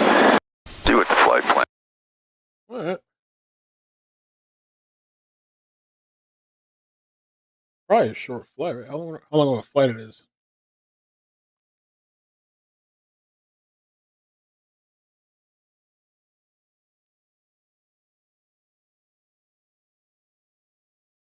Welcome to New York. Not far.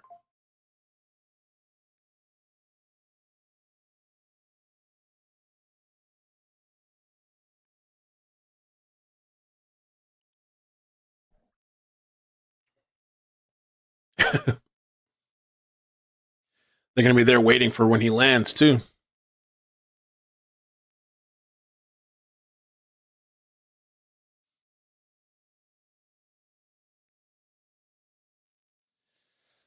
I don't know if you saw, I played a video this morning about the lady that's actually running the page to raise funds.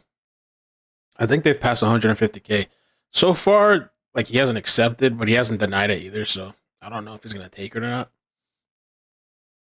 And if he doesn't, I don't know what they're going to do with those funds.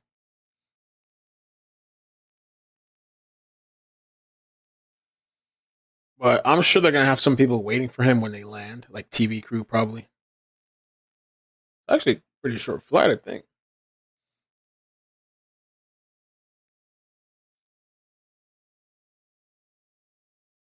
Luigi.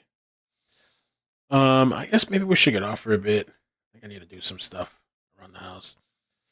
Let me just make sure we're not missing out on anything besides him flying. Flying.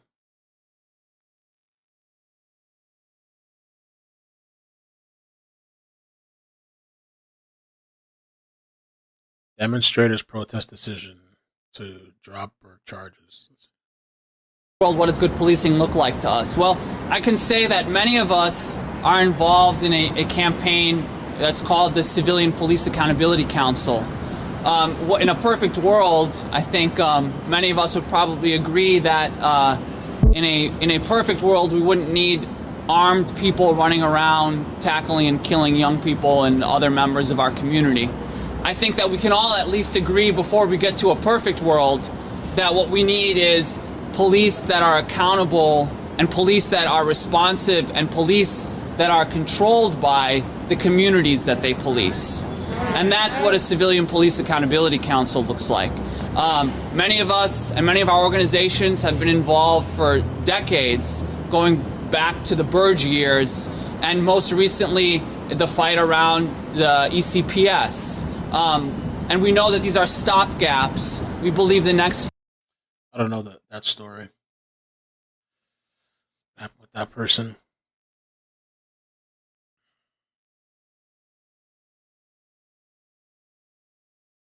Oh, PBD is live.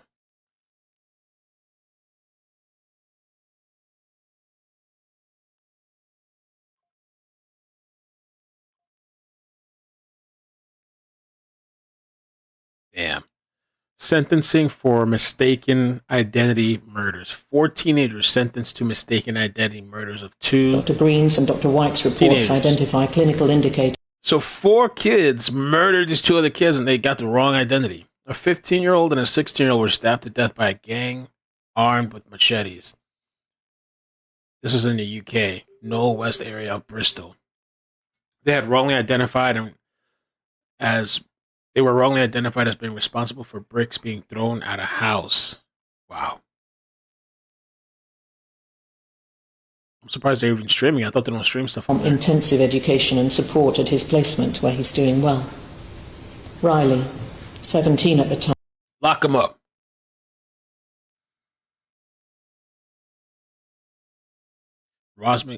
Russian cosmonauts perform spacewalk. This is Russia. This is the cosmonaut. Gas temperature's high. Copy. You guys are in space now.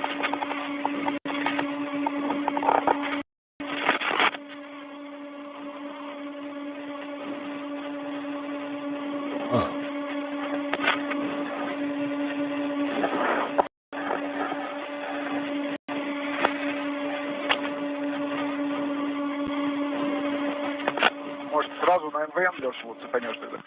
Should you drop it on the MVN unit right away then? Yes, let's go ahead and do that.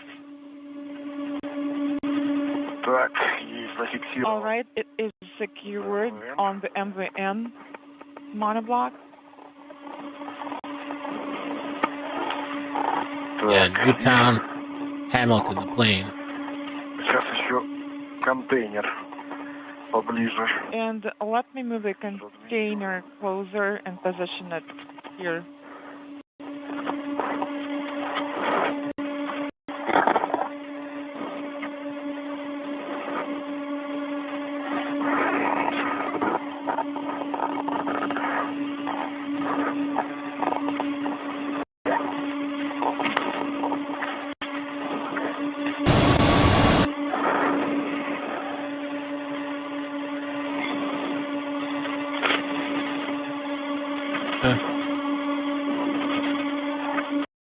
Russia.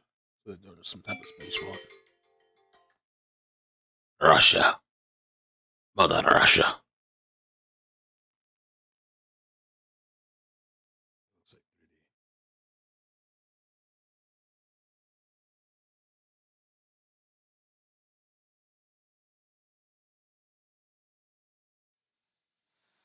Luigi. I wonder if there'll be other copycats. Because there's people out there yearning for the attention or to be hailed as a hero. They see the attention this guy's getting.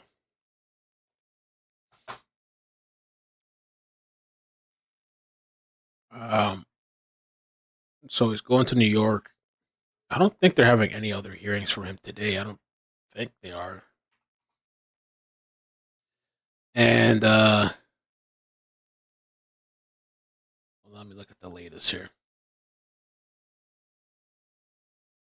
That boy got that fresh cut. Oh, when he arrives in New York, he's expected to be transported to the federal courthouse in downtown Manhattan, not to the state courthouse where he was originally expected to be taken. Okay, so the federal courthouse, Manhattan. So he's appearing there later today.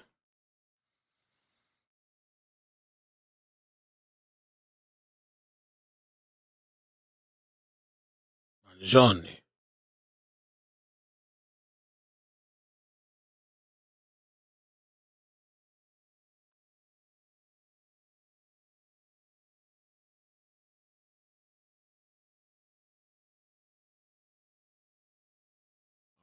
I guess that's it for now.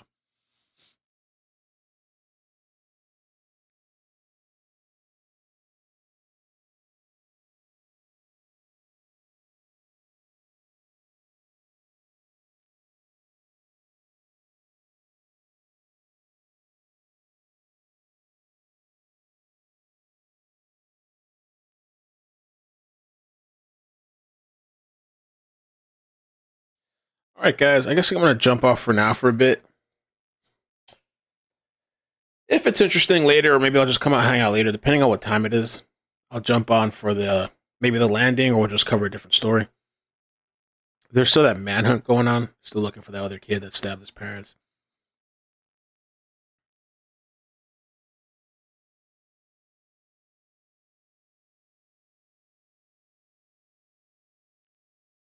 Let's see what you guys are saying.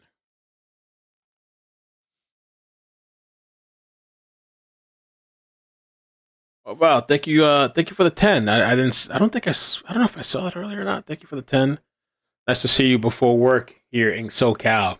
Have the best day, dude. Thank you. Yes, the holidays, man. Happy holidays. Christmas, New Year's. Can only imagine what 2025 is gonna bring. Hell.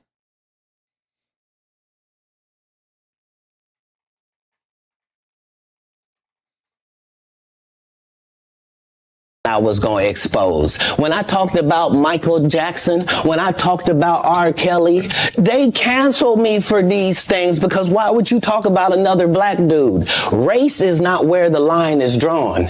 It's God's side and the other side. And we don't care nothing about the other side. Period. All of these big dick deviants is all catching hell in 2024. It's up for all of them. It don't matter if you Diddy or whoever you is. TG Jakes, any of them. All lies will be exposed. That's all. And anyone who takes that the wrong way, know why they take it the wrong way. The truth is the light. I need to have no more of these. Amen. Amen. Gee. I kind of get on here. Right. All right, yeah, I'll catch you guys later, man. Be safe. Hope you have a great day. Keep you guys posted. Which airport is he landing at? I don't know. Luigi. Let me see. Let me just see if I can. Oh, I wonder if this thing says.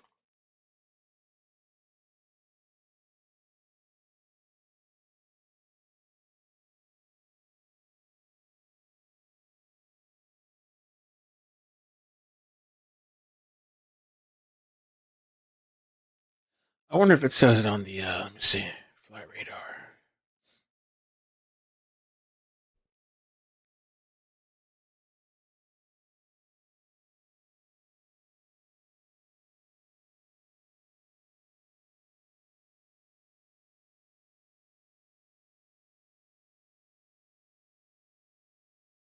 Schedule. It doesn't really say here, though.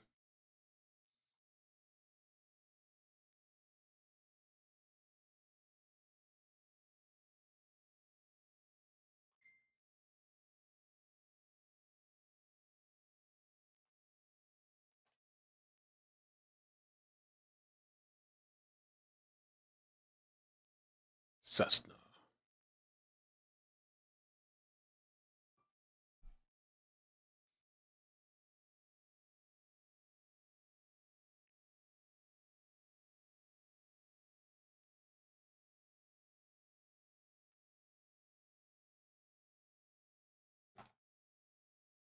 Yeah, I have no idea which airport.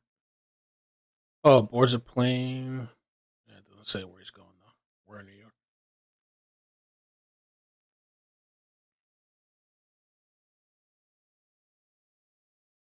Thank you for the gift, Heather.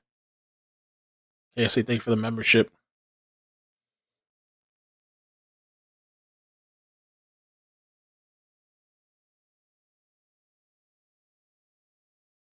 All right, guys. I love you. I'll catch you later. Bye. Bloop, bloop, bloop, bloop.